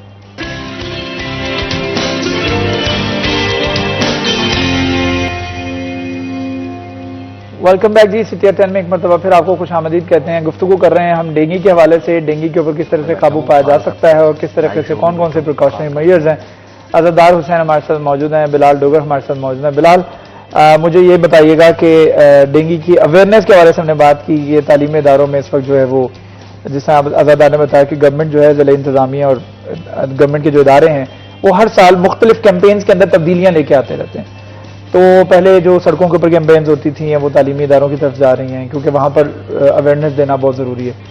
کون سے ایسے پلیٹ فارمز ہیں جہاں پہ آپ کو لگتا ہے کہ بینگ اے جرنلسٹ آپ کو لگتا ہے کہ یہاں پر اویئرنیس, اس ایریا میں اویئرنیس کی بہت زیادہ ضرورت ہے؟ آئی تھنک سو سوشل میڈیا میں تو کہوں گا کہ از دی مین پلیٹ فارم کے اس وقت کروشلی. اگر آپ کو بہت ہارش کمپین چلانی ہے, کمپینز کے اندر مختلف کوڈز یوز کیے جاتے ہیں جس کو آپ کہتے ہو کہ بہت ہارش ہے, نارمل کمپین ہے, ایگریسو کمپین ہے. تو اگر آپ کو ایگریسو و ہارش کمپین کے اوپر جانا ہے تو آپ کو سوشل پلیٹ فارم استعمال کرنا ہوگا. دیکھیں ڈی سی کا فیصل آباد کا پیج بنا ہوا ہے, سی پی او کا پیج بنا ہوا ہے, لیکن وہاں صرف پی آر, پبلک ریلیشننگ کی خبریں ہوتی ہیں. ہم نے یہ کر دیا, ہم نے وہ کر دیا, ہم بہت اچھے ہیں, یہ ہم ہیرو ہیں. فیتا کاٹو پروگرام. مجھے ایسا لگ رہا ہوتا ہے کہ بادشاہ سلامت کی تشہیر ہو رہی ہے. وزیر اور مشیر جو ہے نا, وہ جو منشی ہوتا ہے بادشاہ کا, منشی ویسے کہوں گا, وہ ان کی تشہیر کر رہے ہوتے ہیں وہاں. وہاں آپ کو لگ رہا ہے فیصل آباد آئیڈیل سٹی ہے, پوری دنیا کا سب سے خوبصورت شہر فیصل آباد ہے, جتنا آئیڈلائز وہاں کیا جا رہا ہوتا ہے. لیکن اگر وہ آئیڈلزم والی اہنے کو اتار کے دیکھیں تو اتنی قباحتیں ہیں. اگر حقیقتاً وہاں جتنی ایفرٹ کی جا رہی ہے اتنی کہ ایفرٹ ذرا حقیقت میں کی جائے, بلا شبہ میں کہہ رہا ہوں وہی سوشل میڈیا والوں سے ایفرٹ کروائی جائے جو اتنا اچھا آپ کو پریزنٹ کرتے ہیں, وہ اس کے اوپر اویئرنیس چلائیں. دیکھیں وہ مجھے لگ رہا ہے, ویسے شراز میں عزادار شاید اس کو کیسے دیکھتے ہیں مجھے نہیں پتا, میرے خیال میں پوری گورنمنٹ میں اگر کوئی ادارہ کام کرتا ہے نا تو وہ انفارمیشن ڈپارٹمنٹ ہے جو پبلسٹی اتنی اچھی کرتا ہے کہ نہیں کام کیا بھی کام دکھا دیتا ہے. تو یہ دیکھیں ایک ہے جو سرکاری ملازمین سے اچھا کام کر رہے ہیں. میرے خیال میں سرکاری افسران کو اس سے انکریج ہونا چاہیے کہ جیسا کام وہ کر رہے ہیں ویسا ہم بھی کریں, تو وہ زیادہ اچھا لگیں گے. وہ زیادہ یعنی آپ 5% کرتے ہیں, وہ آپ کو 80% دکھاتے ہیں. 80%. اگر آپ 80% کریں گے, دیکھیں وہ آپ کو 180 دکھائیں گے. تو تو گورنمنٹ تو عوام کے لیے بھی درد کم ہو جائیں گے, دکھ سکھ کم ہو جائیں گے, مسائل کم ہو جائیں گے, تو کیوں نہ ان سے سیکھ لیا جائے, کیونکہ وہ تو سکھا رہے ہوتے ہیں سر یہ دیکھیں آپ کتنا اچھا کام کریں. آپ یقین مانیے کبھی کبھی آپ اگر ان کے دفاتر میں بیٹھے ہوں گے تو جو سرکاری ملازمین ان کے ماتحت ہوتے ہیں وہ جب اپنے اعلیٰ افسران کے بارے میں جملوں کو ادائیگی کرتے ہیں, مجھے یہ لگتا ہے کہ جو مرید پیروں کے بارے میں جملہ بولتے ہیں وہ بھی چھوٹا ہوگا جو کچھ یہ ان کے بارے میں ارشادات کر دیتے ہیں اور جو ان کی قصیدے پڑھتے ہیں. تو اگر یہ سب کچھ ختم ہو جائے, حقیقتاً ویری آن سیریس نوٹ, یہ ختم ہو جائے اور صحیح دکھایا جائے, صحیح کام کیا جائے. افسر آتے بھی ہیں ایسے جو اپنے بگ باس کو صحیح بتاتے ہیں, آل گڈ نہیں بتاتے, وہ بتاتے ہیں سر فلاں, مطلب فار ایگزامپل ہے کہ آپ کے پروگرام میں اگر کسی سرکاری افسر نے آنا ہے تو نیچے سے ساری ریڈیاں بھی ہٹ جاتی ہیں. You can understand better way I am pointing out کہ وہ ساری ہٹ جاتی ہیں, پروٹوکول بھی لگ جاتا ہے, اسکواڈ. وہی ملازمین اس دن کہاں ہوتے ہیں جب سرکار بڑے افسر نے یعنی آنا تھا. سب اچھا چوک بھی لگتے ہیں اور پھر صفائیاں بھی ہوتی ہیں, پانی بھی لگتا ہے. سب اچھا دکھانے کے لیے آخرکار کیوں ڈیوٹی کی جاتی ہے؟ ایم ایس صاحب نے کسی وارڈ کا وزٹ کرنا ہے تو سیکورٹی گارڈ 20 روپے 100 روپے یا جوس کی بوتل لینی بند کر دیتا ہے. جیسے ایم ایس صاحب گیڑا کر دیتے جاندے ہیں وہ پھر کے اندر دیو 100 روپے کے اندر جان دینا. میں آپ کو حقیقت میں یہ چیز پہلے بھی ایک دن حضرت صاحب کے سامنے بتائی تھی کہ میری اپنی ایک عزیزہ میری ممانی داخل تھی, تو ان کو ایک میڈیسن لکھ کے ڈاکٹر نے دی. تو وہ میں نے اب جب اپنے کزن سے دریافت کیا کہ آپ نے دی کیوں نہیں اندر, اس نے کہا صبح سے جانے نہیں دے رہا اندر. تو میں نے پوچھا آپ کیوں نہیں جانے دے رہے, تو اس نے کہا کہ نہیں جی میں نے تو دسیا ہی نہیں ہے, سٹی 41 تو تعلق رہا. میں کہا یار خدا کا واسطہ ہے میرا تعلق کیوں دیکھ رہے ہو, وہ مریض ہے, ڈاکٹر پرچی لکھ کے دے رہا ہے, میڈیسن لکھی ہے کہ اس کے زخم پہ یہ پاؤڈر لگانا ہے, اندر نہیں جان دے رہا. کہتے ہیں کوئی جوس دی بوتل جا 100 روپیہ. تو یہ آپ اندازہ, اور یہ میرے خیال میں اصغر صاحب ہزاروں بار اجاگر کر چکے ہیں. تو پھر جب ایم ایس صاحب آتے ہیں سب گڈ بوائز بن جاتے ہیں. یہ گڈ بوائے اور بیڈ بوائے والی جو ایک پریکٹس ہے نا, اس کو اگر آپ عوام کے لیے جن کے پیسوں سے تنخواہ لے رہے ہیں, جن کے لیے سروسز موجود ہیں, جن کا حق بنتا ہے, ان کے لیے گڈ بوائے بنیں گے, میرے آپ یقین مانیے ایک تو وہ بندہ خوش ہو کے جائے گا اور میرا رب راضی ہوگا, کیونکہ آپ نے اپنی کمائی کو حلال کیا ہے, کیونکہ آپ کی ڈیوٹی یہ ہے. لیکن آپ ڈیوٹی نہیں کر رہے تو اس کا مطلب جو آپ کما رہے ہیں تو وہ آپ خیانت کر رہے ہیں. بالکل صحیح بلال لوگوں نے بتایا کہ جو اویئرنیس کیمپین ہے نا وہ سوشل میڈیا کے اوپر چلانے کی بہت زیادہ ضرورت ہے. عزتدار آپ اس کو کس طرح سے دیکھتے ہیں کہ واقعی آپ کو لگتا ہے کہ سوشل میڈیا بھی ایک پلیٹ فارم ہے کیونکہ وہ گھر گھر تک ہے؟ دیکھیں جیسے بلال بھائی نے بات کی, نصرت فتح علی خان کے جو میڈیکل سپرنٹینڈنٹ ہے ڈاکٹر مسعود, انہوں نے مجھے کہا کہ میں نے شام کے اوقات میں بھی ایکس رے مشین چلا دی ہے اور لیب جو ہے وہ میں نے 24 گھنٹے کے لیے فعال کر دیا. تو میں نے کہا اس سے پہلے کیا فعال نہیں تھی؟ کہتے نہیں یار نہیں تھی, صبح کے ٹائم صرف دوپہر 2 بجے تک چلتی تھی. تو میں نے کہا جو ایمرجنسی پیشنٹ آتے تھے وہ کہتے وہ بس انتظار کرتے تھے صبح تک کا کہ صبح لیب کھلے گی تو ہمارے ٹیسٹ ہوں گے, اور اس کے ساتھ ساتھ ایکس رے بھی جو تھا وہ صبح کے ٹائم چلتا تھا. اب میں نے لیب جو 24 گھنٹے کر دی ہے اور ایکس رے جو ہے وہ میں نے کہا ہے کہ 2 شفٹوں میں چلے گی. 2-3 دن گزرے, ڈپٹی کمشنر فیصل آباد نے وزٹ کیا نصرت فتح علی خان کا. تو میں نے ایز کرنے سے پہلے پوچھا ایم ایس صاحب سے کہ اب لیب 24 گھنٹے چل رہی ہے اور ایکس رے مشین فعال کر دی ہے دوسری شفٹ میں یا نہیں. تو ایم ایس صاحب سے پہلے ایک اور افسر بول پڑے, کہتے ہیں نہیں عزتدار بھائی سب کچھ بہترین ہے, 24 گھنٹے چل رہا ہے. اچھا ایم ایس کہہ رہا ہے کہ نہیں چل رہا, میں آ کے چلا رہا ہوں اسے اور ابھی چلانا ہے اسے. اور جو ان کے صاحب سے ڈی سی کو دیکھ کے کہا نہیں سب چل رہا ہے, اوکے کی رپورٹ ہے. تو بات یہ ہے کہ جب تک ہم یہ کام افسران کو صحیح آگاہ نہیں کریں گے, افسران مثال کے طور پہ ڈپٹی کمشنر نے وزٹ کیا ہے, اس کا کام ہے ڈپٹی صاحب کا, ڈپٹی کمشنر کا, وہ مریض تک پہنچے اور مریض سے پوچھے آپ کو دوائی مل رہی ہے. آتے ہیں, فوٹو اسٹیشن کیے جاتے ہیں, وزٹ کیے جاتے ہیں, ایک صرف اور صرف اعلیٰ حکام کو بتایا جاتا ہے کہ میں نے اپنے وزٹ جو ہے وہ پورے کیے ہیں, کیونکہ ہر کسی کے ذمہ سرکار نے میرے خیال میں وزٹ لگائے ہوئے ہیں کہ سی او ہیلتھ نے اتنے وزٹ کرنے ہیں, ڈی ڈی ایچ او نے ڈی ایچ او نے اتنے کرنے ہیں, کمشنر نے اتنے وزٹ کرنے ہیں, ڈی سی نے اتنے وزٹ کرنے ہیں.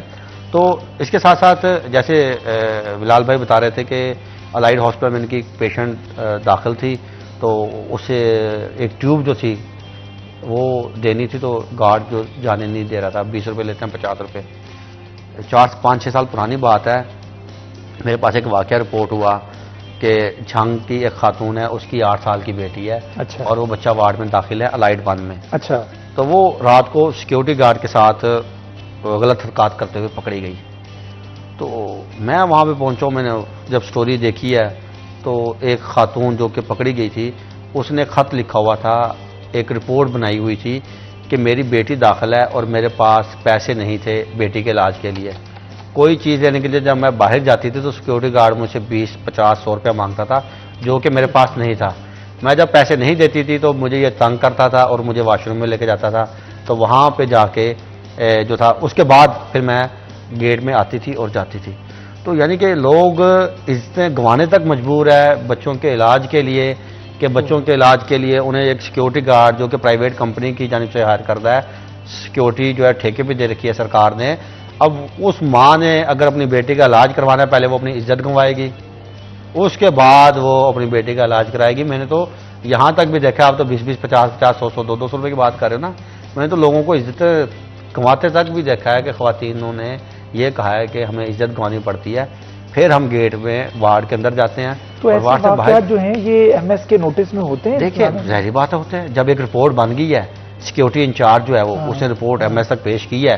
اب وہ یہی تو بات ہے کہ وہ ڈیلی ویجز پہ کام کرتا ہے, پرائیویٹ کمپنی کا اہلکار ہے, کیا ہے جی اسے نکال دیں گے جی, اور اس کے کیا کر سکتے ہیں, اس کی کیا سزا ہوگی, خاتون مدعی بنے گی جو. اب بات کرنے کا مقصد یہ ہے کہ حالات ہم نے یہاں تک بھی دیکھے ہوئے ہیں نا, پرائیویٹ کمپنیاں ٹھیکے پہ دی ہوئی ہیں, سارا نظام جو ہے وہ پھر وہی بات آ جاتی ہے کہ ہم اداروں پہ ڈال لیتے ہیں.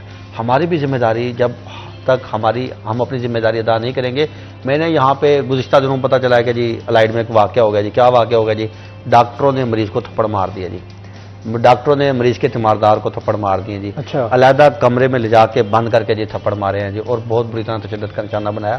اب ایک ایسا مریض جو کہ علاج کے لیے وہاں پہ آ رہا ہے وہ آپ کا تشدد کا شکار بننے نہیں آ رہا. خدا رہا وہ پہلے ہی جو مریض ہے وہ ایک مرض کی شدت, آپ کو بخار ہو جائے یا کھانسی ہو جائے یا کچھ بھی ہو جائے, خدا نخواستہ کسی کو بھی کچھ ہو جائے تو برداشت نہیں ہوتا, بندہ بیزار ہو جاتا ہے. بالکل ایسے بیزار سا پھرتا رہے گا کہ وہ ایک آلریڈی ایک مرض سے جنگ لڑ رہا ہے, اور ایسے میں اس مریض کو ڈبل تکلیف دے دی جائے تو کیا حالات ہوں گے. ڈاکٹر جب ایسے جو ہمارے مسیحا ہیں وہ dishonesty in the most noble profession, یہ کیوں ہوتا ہے, اس پر گفتگو کریں گے. چھوٹا سا وقفے کے بعد دوبارہ حاضر ہوں گے, ہمارے ساتھ رہیے.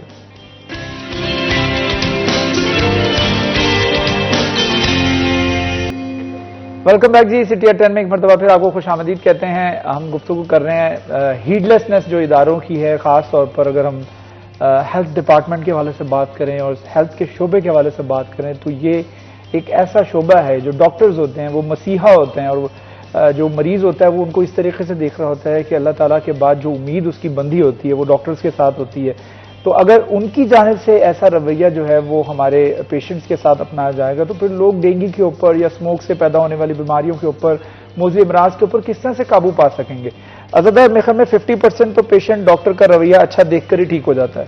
دیکھیں یہ آپ نے بہت اچھی بات کی کہ جو رویہ ہوتا ہے وہ بہت کاؤنٹ کرتا ہے. اچھا اسی طرح یہ کو واقع تو ہزاروں ہیں. گزشتہ دنوں ایک واقعہ رپورٹ ہوا الائٹ 1 میں کہ میں گیا تھا, کسی مشین کی کور خراب تھی ڈپارٹمنٹ کے والے سے, تو میں وہاں پہ گیا ہوں تو پتہ چلا ہے کہ جی او پی ڈی میں ایک خاتون نے بیٹے کو جنم دے دیا جی.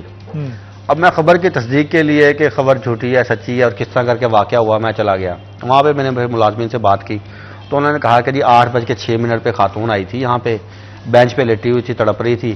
ہم نے جب اس کی درد کی شدت کی ہے تو ہم اسے لے گئے لیبر روم میں. جب لیبر روم میں لے کے گیا تو وہاں پہ کوئی ہاؤس آفیسر خاتون تھی, اس نے کہا یہ ہمارا کیس نہیں, آپ او پی ڈی میں چلے جائیں. اچھا. وہ خاتون پھر او پی ڈی میں آئی ہے, پھر ہم نے اسے بینچ پہ لٹا دیا. جب ہم نے دیکھا کہ یہاں سے مرد بھی گزر رہے ہیں اور باقی بھی میل فیمیل گزر رہی ہیں اور وہ خاتون تڑپ رہی ہے, تو ہم نے اسے اندر جو گائنی کی او پی ڈی ہے کمرہ ہے, ہم نے وہاں پہ اسے شفٹ کری. اب جب ہم نے وہاں پہ اسے شفٹ کیا تو اس دوران جو ہے وہ اس نے اپنے بیٹے کو جنم دے دیا. پھر وہاں پہ گائنی وارڈ میں گائنی کی جو او پی ڈی ہے اس کے باہر ایک سٹاف نرس اپنے کسی پیشنٹ کو چیک کروانے کے لیے آئی تھی. ہم نے اس سٹاف نرس کو بتایا, سٹاف نرس نے آ کے معاملہ سارا ہینڈل کیا, پھر وہ لیبر روم میں جو تھا وہ منتقل کیا. یہ مجھے ساری بات وہاں کے عملے سے پتہ چل رہی ہے, جو لے کے جا رہا ہے خاتون کو لے کے آ رہا ہے. اب میں ایم ایس کے پاس گیا ہوں, میں نے کہا کہ جی اس طرح کر کے واقعہ کی رپورٹ ہوا ہے, تو انہوں نے کہا کہ جی ہم نے اس کے اوپر انکوائری کر لی ہے. خاتون نے جو بیبی ڈیلیور کیا ہے وہ کیا ہے لیبر روم میں. اچھا جو عملہ ہے وہ کہہ رہا ہے کہ جی او پی ڈی کی جو گائنک کا کمرہ ہے وہاں پہ ہوا ہے, اور جو انتظامیہ وہ کہہ رہی ہے کہ نہیں لیبر روم میں ہی ہوا ہے جی. اب وہ پردہ ڈالا جا رہا ہے یا جو کچھ بھی ہے. تو میں نے دونوں ہاتھ باندھ لیے انتظام میں. میں نے کہا یار واسطہ خدا کا آپ اپنے عملے کو سیف ضرور کریں, ہم یہ نہیں کہتے سیف نہ کرو, مگر کم از کم نظام بہتر بنانے کے لیے اس خاتون کا تو انٹرویو کرو, اس خاتون کے تو ریمارکس لو کہ خاتون کیا کہتی ہے کہ اس نے بیٹے کو کہاں جنم دیا, او پی ڈی میں جنم دیا, اور جس ہاؤس آفیسر خاتون نے داخل نہیں کیا اسے یا چیک کرنے کی زحمت نہیں کی, کم از کم اس کے خلاف تو ایکشن ہونا چاہیے, یا اسے چلو ایکشن نہیں اگر لے سکتے کم از کم اسے سمجھاؤ تو صحیح کہ یہ کسی کی نہ صرف دیکھیں ایک انسانی جان کا مسئلہ نہیں, یہ 2 انسانی جانوں کا مسئلہ ہے. آج یہ ہوا ہے, کل کو کسی اور کے ساتھ ہو سکتا ہے نا, یعنی کہ اس میں بہتری لانے کی ضرورت ہے. بات کرنے کا مقصد ہر چیز خبر ہی نہیں ہوتی کہ ہر چیز خبر, کچھ مقصد بات کرنے کا یہ بھی ہوتا ہے کہ کوئی بہتری لائی جا سکے نظام میں تاکہ علاقے کے لوگ جو ہیں وہ مستفید ہو سکیں. اب علاقے کے لوگوں نے کیا مستفید ہونا ہے جی, آئے روز جو مسائل ہیں وہ بڑھتے جاتے ہیں, ایک قصہ سناتے ہیں تو پھر ایک اور قصہ یاد آ جاتا ہے جی, وہ رداد ہے جو ختم ہونے کا نام نہیں لیتی. حکومت کی جانب سے ایک وارڈ بنایا گیا الائڈ 1 میں کہ امراض قلب میں مبتلا جو مریض ہیں وہ علاج کی سہولت حاصل کر سکیں گے. بڑا اچھا منصوبہ تھا جی, چلتی رہی وارڈ, وہاں پہ ڈاکٹر علاج کرتے رہے, جو ایف سی پی ایس سے کارڈیالوجسٹ وہ بھی وہاں پہ تعینات ہو گئے, ایکو مشین بھی وہاں پہ لگا دی, ای ٹی ٹی مشین بھی لگ گئی, مریض مستفید ہو رہے ہیں جی. اس کے بعد ابتدائی طبی امداد دینے کے بعد انہیں انجیوگرافی یا باقی ٹریٹمنٹ کے لیے ایف آئی سی منتقل کیا جا رہا ہے. اب جب سے وہ ہسپتال کی ریویمپنگ ہوئی ہے اس کے بعد انہوں نے وارڈ ہی ختم کر دی جی. اب میں نے کہا وارڈ ہی ختم کر دیا آپ لوگوں نے جی, کمال کر دیا جی. نہیں جی, وہ فلانے کا منصوبہ تھا, پیشنٹ جو تھے وہ ایف آئی سی جانے چاہیے, دل کے مریض ہیں. میں نے کہا یار واسطہ خدا کا, آپ کو ڈویژن کی سب سے بڑی یہ علاج گاہ ہے, اس کی نسبت ٹی ایچ کیو میں جو ہے تحصیل ہیڈ کوارٹر ہاسپٹل میں کارڈیالوجسٹ تعینات ہیں, وہاں پہ وارڈ باقاعدہ طور پہ دل کے امراض کی بنی ہوئی ہے. غلام محمد آباد کے ہسپتال میں بات کی جائے تو وہاں پہ دل کی وارڈ بنی ہوئی ہے, الائی 2 کل سے بات کی جائے تو وہاں پہ وارڈ بنی ہوئی ہے. تو جو سب سے بڑی علاج گاہ ہے وہ محروم ہے, اور چھوٹی چھوٹی علاج گاہوں میں جو ہے وہ بنا دی گئی. حالانکہ مشینری یہاں پہ موجود ہے, ای ٹی ٹی بھی موجود ہے, ایکو کارڈیوگرافی مشین بھی موجود ہے, عملہ بھی ٹرین شدہ موجود ہے. تو آپ بجائے اس کے کہ لوگوں کو زیادہ سے زیادہ مستفید کریں, آپ نے وارڈ ہی ختم کر دی. اب اس کا کوئی جواز ہی نہیں ہے جی, کسی قسم کا کوئی جواز نہیں ہے تو ختم کر کے آپ بیٹھیں, کوئی پوچھنے والا نہیں ہے اس ملک میں جی کہ آپ نے وارڈ ختم کر دی ہے. اب کیا جی, مریضوں کی بہتری کے لیے ہم کرتے ہیں, مریضوں کی بہتری کے لیے کرتے ہیں. خدا نہ خاصہ کوئی ایسا بندہ جسے ہارٹ اٹیک ہو اور وہ الائڈ 1 میں آ جائے اور اسے پتا ہو کہ یہاں پہ وارڈ ہی نہیں ہے, اب وہ بیچارہ بندہ کہاں جائے گا, وہ مریض کہاں جائے گا. اب پھر دوبارہ آیا تھا نا یہاں پہ وارڈ ہے, اب وہ وہاں پہ پھر آئے گا, دوبارہ ایمبولینس میں بیٹھے گا, پھر وہ ایف آئی سی جائے گا, وہ ایف آئی سی جائے گا یا اللہ کے پاس جائے گا. یہ تو میرے خیال میں بلال مجھے بتا دیجیے گا کہ ہمارے جو یہ میڈیکل ڈپارٹمنٹس ہیں خاص طور پر ان کو کتنی ضرورت ہے اپنا قبلہ درست کرنے. اچھا میرے خیال میں شراز اوور آل میں ایک چھوٹی سی پوائنٹ کو, مجھے پتا پروگرام کا آگا وقت کم ہے, یا میں صرف یہ کہوں گا عزدار صاحب کی بات کو آگے لے کے چلے کہ یہ بات بڑی صحیح نہیں کی. آپ خود یہ چیزیں کرتے ہوں گے کہ کبھی کبھی واچ ڈاگ سوسائٹی کے ہونے کے ناطے ہم انسان بھی ہیں, ہم صرف چیزیں رپورٹ نہیں کرتے, کئی بار افسر تک ہماری رسائی ہوتی ہے, ہم ان کا دروازہ کھول کہتے ہیں وہ باہر غریب بیٹھا ہی تو سن لو. اچھا اس کو بتایا ہی نہیں جاتا, اس کو اس کے دفتر کے بعد اتنا اچھا دکھا دیا جاتا ہے ہاں, وہ جب دیکھیں جب اس کی گاڑی آنی ہے سب کچھ سائڈ پہ ہے, اس کی گاڑی کھڑی ہونی ہے سب کچھ سائڈ پہ ہے, وہ دفتر تک گیا اسے تو نظر ہی کچھ نہیں آیا. مطلب فار ایگزامپل آپ سی ٹی او لے لیں, سی پی او لے لیں, آپ ڈی سی لے لیں, کمشنر لے لیں, یہ جتنے افسران چھوٹے موٹے جتنے چھوٹے ہیں سارے ان کو لے لیں. کسی بھی دفتر کا جو سی ای او میونسپل کارپوریشن ہے اس سے اب دفتر تک آنا سب. اب جو شکایت لگانے والے ہیں وہ کہیں نکرے لگ کے بیٹھے ہوتے ہیں, وہ ہمارے تک رسائی ہوتی ہے, مائک دیکھتے ہیں بھاگ کے ہیں سر جی ہے کام بھی کرا دو. اچھا ہم اندر جا کہتے ہیں یار اس غریب کی تو سنو نا, اس کا گناہ کیا ہے, آپ تک آ گیا ہے, آپ اسے کھلی کچہری دکھانے کے لیے تو لگا لیتے ہیں, لیکن اس کی اتنی آپ یقین مانیں میں اپنے تمام صحافی برادری کا اس معاملے میں بہت بڑا معترف ہوں کہ بہت سارے کیسز میں نے یہ دیکھے ہیں کہ وہ اندر جا کے دے یہ باہر بیٹھا ہے غریب کا بچہ, اس کی تو سن لینا. اچھا وہ سنتے ہیں اور ان کو اندازہ تب ہوتا ہے کہ اسے تو ہم نے سنا ہی نہیں کیونکہ اسے اچھا اسے پوچھا تم اندر کیوں نہیں آتے, ہمارے سامنے ہی باتیں ہوئی ہیں اندر کیوں, وہ کہتے جی تو بال ہے گارڈ اندر بڑھا نہیں دینا. یہ جملے ہیں. ایم ایس کا کمرہ کیا عام آدمی کے لیے نہیں ہے کہ وہ شکایت کر سکے, وہ باہر تو جناب وہ دربان ایڈا بڑا کھڑا اندر بڑھا نہیں دینا, تو پھر کیسے اندر جا کے شکایت کرے. لیکن آپ کہہ رہے ہیں کہ وہ جو ان کا جو مین یہ رویہ بیسیکلی چینج ہونے والا ہے کہ جو بڑا افسر ہے اس کا جو ویری ڈائریکٹلی انفارچونیٹ ڈائریکٹ اس کو رپورٹ کرنے والا ملازم کھڑا ہے دروازے کے اوپر, دربان کرے جو بھی ہے, وہ اندر جانے دے گا تو پھر ہے نا. وہ تو آپ جا کے اسے کہیں جی میں سی ٹی او صاحب کو سی پی او صاحب کو فیصلہ باد ملنا چاہتا ہوں, ڈی سی کو, وہ کہیں گے جی الاؤ نہیں ہے جی, ٹائم ہے آپ کا, کون سا ٹائم جی, وہ سرکاری ملازم ہے, وہ عوام کا خادم ہے, وہ کس لیے نہیں مل سکتا. وہ جو سرکاری دفتر کے اندر آپ جی جائیں تو آپ کو پہلے ٹائم لینا پڑے گا پھر آپ اندر جا سکیں گے. تو یہ بیسکلی یہ رویے بدلنے کی ضرورت ہے کہ عوام جب چاہے جہاں چاہے اپنی بات کر سکے. اس لیے میں کہتا ہوں ان سے فارچونر لے کے انہیں کلٹس گاڑی دیں, ساتھ 1 to 5 پہ سیکورٹی دیں, تاکہ انہیں پتہ چلے کہ عوام کون سے دکھوں سے گزرتی ہے اور کون کون سے تکلیفیں برداشت کرتی ہے. میں نے کسی ایک محفل میں بیٹھے بات کی تو سب لوگوں نے کہکا لگایا, ان کا یہ مشورہ بڑا اچھا ہے. میں کہا آپ یقین مانیں عوام کو بھی تحفظ محسوس ہوگا. ایک بندہ جو سائیکل پہ موٹر سائیکل پہ جا رہا ہے وہ کیسے فارچونر والے سے اپنے آپ کو محفوظ فیل کرے گا؟ وہ کہے گا گاڑی تیز ہے, ٹکر مار کے مار دے بے شک. تو آپ بیسیکلی یہ دیکھیں, یہ آپ کہتے ہیں نا, ہم اکثر اپنے صحافتی زبان میں کہتے ہیں کھیتوں میں پروگرام کرنے جانا ہے شلوار قمیض پہن کے جائیں, اسکول میں جانا ہے پینٹ شرٹ پہن کے جائیں. کیوں نہیں شراز, ہم اپنی ایک تھیوری میں ایک لفظ بولتے ہیں کلوزنس, کہ اسے اپنے کلوز محسوس ہیں, اسے یہ محسوس ہو یہ میرے جیسا ہے. غریب کے پاس ایم پی ایم این اے ووٹ مانگنے جاتے ہیں تو ٹوٹی جوتی پا کے کیوں جاتے ہیں؟ ہمارے ایک فیصل آباد کے ایم این اے تھے نا, انہوں نے 3 چپلیں رکھی ہوئی تھی گاڑی میں, اچھی جگہ پہ اچھے بوٹ. ذرا کیوں آپ امپریس کرتے ہیں تاکہ آپ ان کو بتاتے ہیں میں آپ کے جیسا ہوں. لیکن جب آپ اتنی شانہ لائف سے اور اتنی اتر کے جائیں گے تو وہ میری تو اپروچ ہی نہیں ہے. تو میں بڑا شکریہ ادا کرنا چاہوں گا آزاد حسین صاحب کا اور بلال ڈوگر صاحب کا کہ آپ نے وقت نکالا. ایک چھوٹا سا وقفہ لیتے ہیں, وقفے کے بعد دوبارہ حاضر ہوں گے. کہیں مت جائے گا, ہمارے ساتھ رہے گا.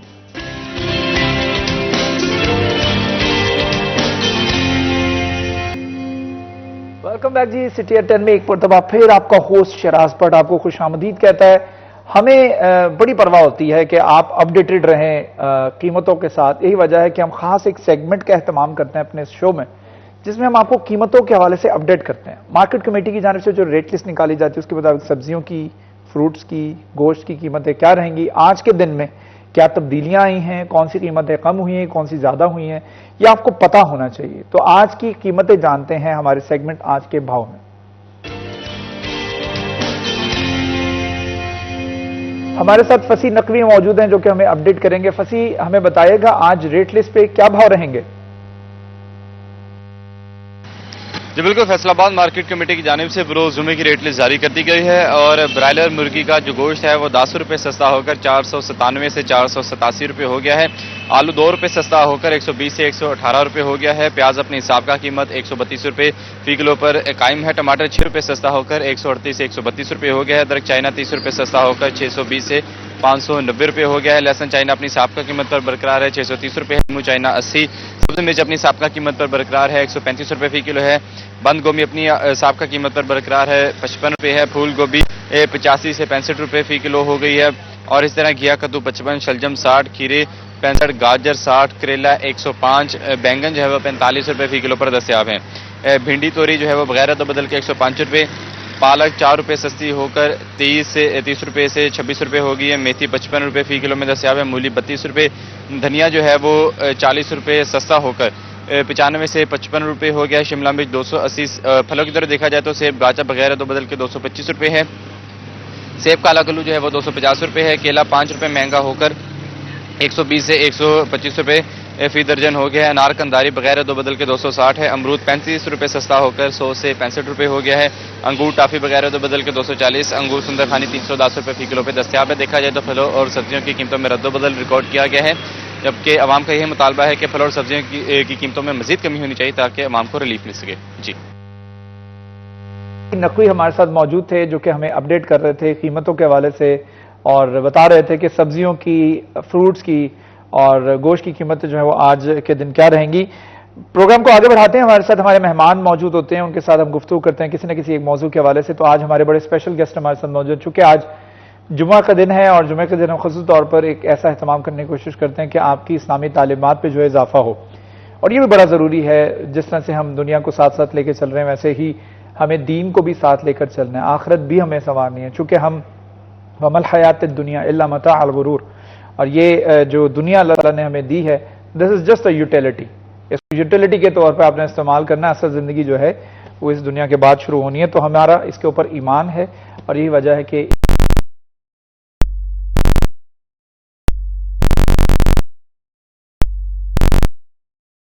اسپیشل گیسٹ ہمارے ساتھ موجود, ان کا تعارف آپ کو کرواتا ہوں, اس کے بعد ہم گفتگو اور موضوع کا انتخاب کریں گے, پھر اس موضوع کے اوپر ہم گفتگو کریں گے. ہمارے ساتھ تشریف رکھتے ہیں علامہ محمد ریاض خرل صاحب جو کہ اسلامک اسکالر ہیں. بہت شکریہ آپ کا ہمیں جوائن کرنے کا. السلام علیکم. کیسے ہیں آپ خرل صاحب؟ خیریت ہیں؟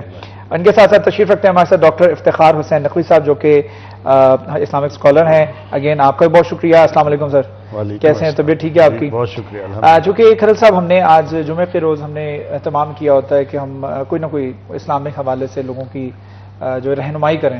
تو آج جو ہم نے موضوع کا انتخاب کیا وہ ہے انسانی حقوق کی اہمیت اسلام میں. وہ کیا ہے میں چاہوں گا اس کے اوپر روشنی ڈالیں, کیونکہ عربی میں کہا جاتا ہے کما تدینو تدانو, جس طرح سے تم لوگوں کو ڈیل کرو گے ویسے ہی تمہیں آخرت میں ڈیل کیا جائے گا. روشنی کریے گا. بسم اللہ الرحمن الرحیم. دین اسلام میں حقیقت یہ ہے کہ جتنی احترام انسانیت کا,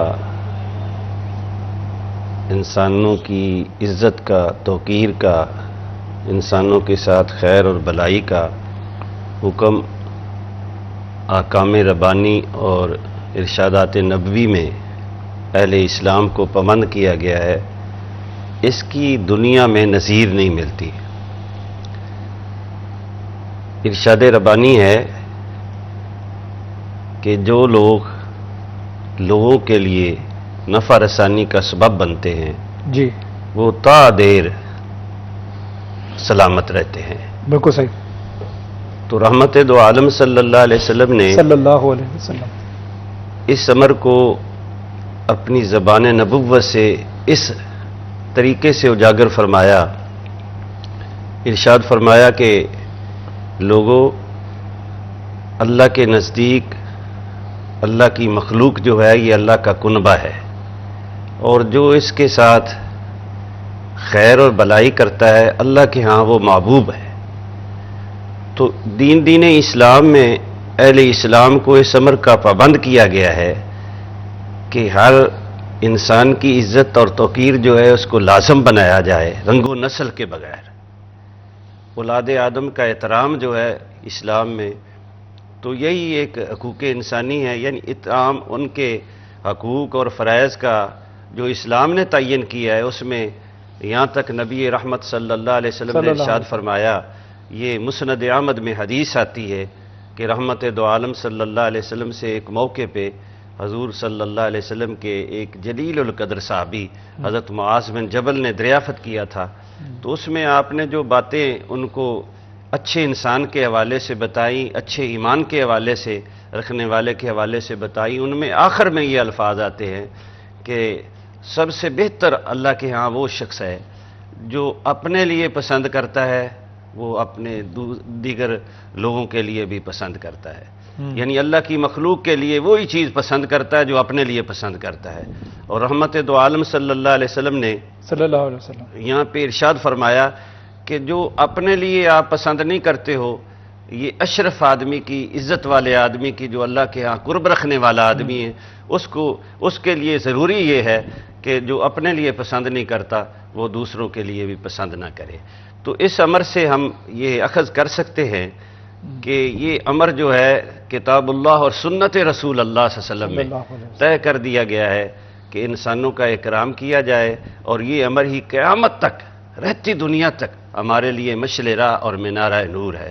اسی لیے اہل اسلام جو ہیں وہ بغیر بلا امتیاز کسی رنگ و نسل کے, ادیان کے, ہر جو اولاد آدم کا فرد ہے, اس قبیلے کا, ہر اس شخص کا احترام کرتے ہیں کہ ہمیں اللہ وحدہ لا شریک نے یہ حکم دیا ہے, اور رحمت دو عالم صلی اللہ علیہ وسلم نے اس امر کی تاکید کی ہے کہ دنیا میں سب سے بہتر شخص وہ ہے جو اللہ کی مخلوق کے لیے فائدہ مند ہو, خیر اور بلائی کا کام کرے, اور ان کے ساتھ عزت کے ساتھ پیش آئے, تو اللہ اس کی نسلوں کو دوام بخش دیتا ہے. کتنی خوبصورت بات کی کھرل صاحب نے کہ دنیا میں بہترین مخلوق وہ ہے جو دوسروں کے کام آتی ہے. میں نقوی صاحب سے گفتگو کرنا چاہوں گا. نقوی صاحب, اللہ تعالیٰ نے قرآن مجید میں ارشاد فرمایا ہے وَلَقَدْ كَرَّمْنَا بَنِي آدم, ہم نے آدم کی اولاد کو جو ہے وہ عزت ڈگنیفائڈ کیا ہے. تو اس کو کس طریقے سے دیکھتے ہیں کہ ہم رنگ و نسل کی بنیاد کے اوپر ہم لوگوں کے ساتھ ہم اپنی پسند کی بنیاد کے اوپر بھی ہم بڑا کرتے ہیں. رنگ و نسل تو بہت دور کی بات ہے, مجھے یہ شخص پسند نہیں ہے تو میں اس کو فیور نہیں دوں گا. ہم زکوٰۃ بھی ان کو دیتے ہیں جو ہمارے پسندیدہ ہوتے ہیں. تو اس پر روشنی فرمائیے گا. اعوذ باللہ من الشیطان الرجیم, بسم اللہ الرحمن الرحیم, الحمدللہ والصلاۃ علیہ. یقیناً جو اپنے نشاندہی کی ہمارے معاشرے میں یہ المیہ ہے. لیکن ہم دیکھتے ہیں جب اسلامی تاریخ کو تو بہت ساری ایسی چیزیں ہمیں رہنمائی کرتی ہیں کہ ہمیں کس انداز میں آگے بڑھنا چاہیے اور اسلامی معاشرے میں جو انسانی حقوق ہیں ان کی کیا قدر و قیمت ہے اور اس میں توازن کیسے قائم کرنا چاہیے.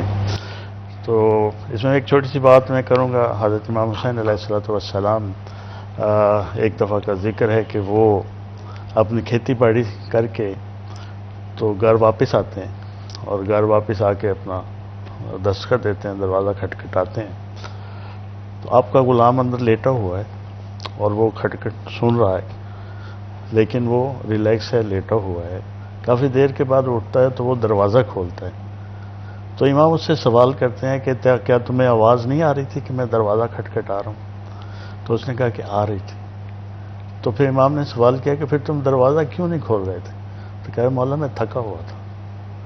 تو آپ اندر تشریف لے گئے اور جا کے کہ اللہ میرا اخلاق ایسا ہے کہ میرا غلام مجھ سے خوف زدہ نہیں ہے, اس کو اس بات کا یقین ہے کہ میں اس مالک کو اگر لیٹ سے بھی اندر آنے دوں گا تو یہ مجھے کچھ نہیں کہے گا.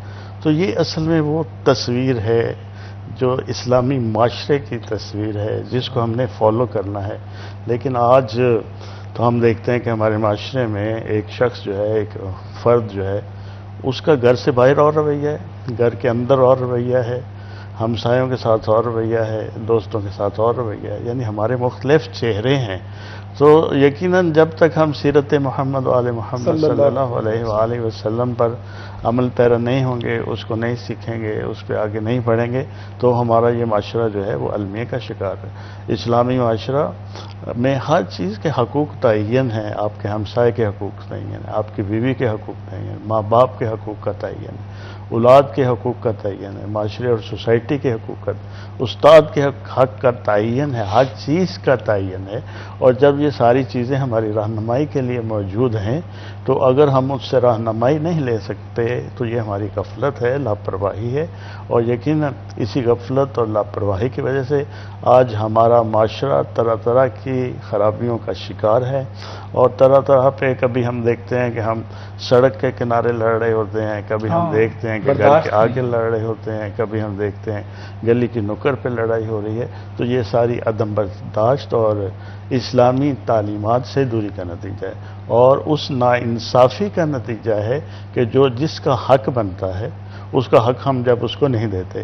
دیکھیں اسلام تو یہاں تک کہتا ہے کہ اگر آپ کی ریاست میں, آپ کے ملک میں کوئی غیر مذہب یعنی غیر اسلامی دیگر مذاہب کے لوگ اگر آپ کے معاشرے میں بس رہے ہیں اور اگر وہ ریاست کے خلاف کوئی اقدام نہیں کر رہے, ریاست کی مخالفت نہیں کر رہے, ریاست کو نقصان نہیں پہنچا رہے, تو ان کی اس حفاظت تک آپ کی ذمہ داری. ان کو تمام وہ حقوق ملنے چاہیے جو باقیوں کو ملتے ہیں.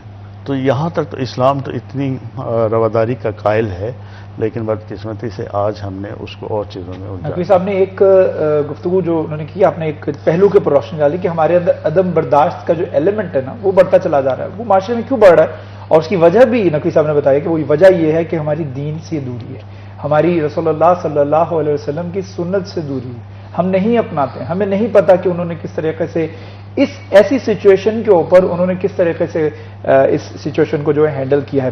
میں چاہوں گا کھر صاحب اس کے اوپر بھی روشنی ڈالیں. جو عدم برداشت ہے یہ اتنا پروان کیوں چڑھ رہا ہے؟ ہر گزرتے دن کے ساتھ یہ مسئلہ جو ہے بڑھتا چلا جا رہا ہے. اس حوالے سے قرآن و سنت میں طے کر دیا گیا ہے. دیکھیں قرآن کے نزول کے وقت قرآن حکیم نازل ہو رہا تھا اور اس کی اگر آپ کہیں کہ عملی تشریح و تفسیر تو رسول پاک صلی اللہ علیہ وسلم کی ذات اقدس تھی اور ہے. اور یہ امر ہی ہمارے لیے سرچشمہ ہدایت, مشعل راہ, قیامت تک ایک درس ہدایت ہے. رحمت دو عالم صلی اللہ علیہ وسلم نے اپنی مسجد نبی شریف میں غیر مسلم لوگوں کو ٹھہرایا ہے اور ان کی ضیافت کی ہے, ان کو تکریم دی ہے, ان کو عزت دی ہے. انتھک جدوجہد, انتھک محنت رسالت میں آپ صلی اللہ علیہ وسلم نے فرمائی. اور یہ آپ کے اخلاق کریمہ ہی تھے کہ آنے والا گالیاں دیتا آتا تھا اور رحمت دو عالم صلی اللہ علیہ وسلم کے پاس بیٹھ کے بھی وہ سخت غلیظ زبان استعمال کرتے تھے، لیکن رحمت دو عالم نے اولاد آدم کی تکریم کا عملی ثبوت یہ دیا کہ ان کی عزت افزائی میں کوئی کمی نہ چھوڑی. تو یہی وجہ تھی جب وہ جانے لگے تو رحمت دو عالم صلی اللہ علیہ وسلم کے قدموں میں گر کے اسلام کی دولت سے اپنے سینے کو منور کر کے جا رہے ہوتے تھے. بالکل، ہمیں بھی اس بات کے اوپر غور کرنے کی ضرورت ہے کہ کہاں پر لوپ ہولز ہیں. ایک چھوٹا سا وقفہ لیتے ہیں، وقفے کے بعد دوبارہ حاضر ہوں گے، ہمارے ساتھ رہے گا.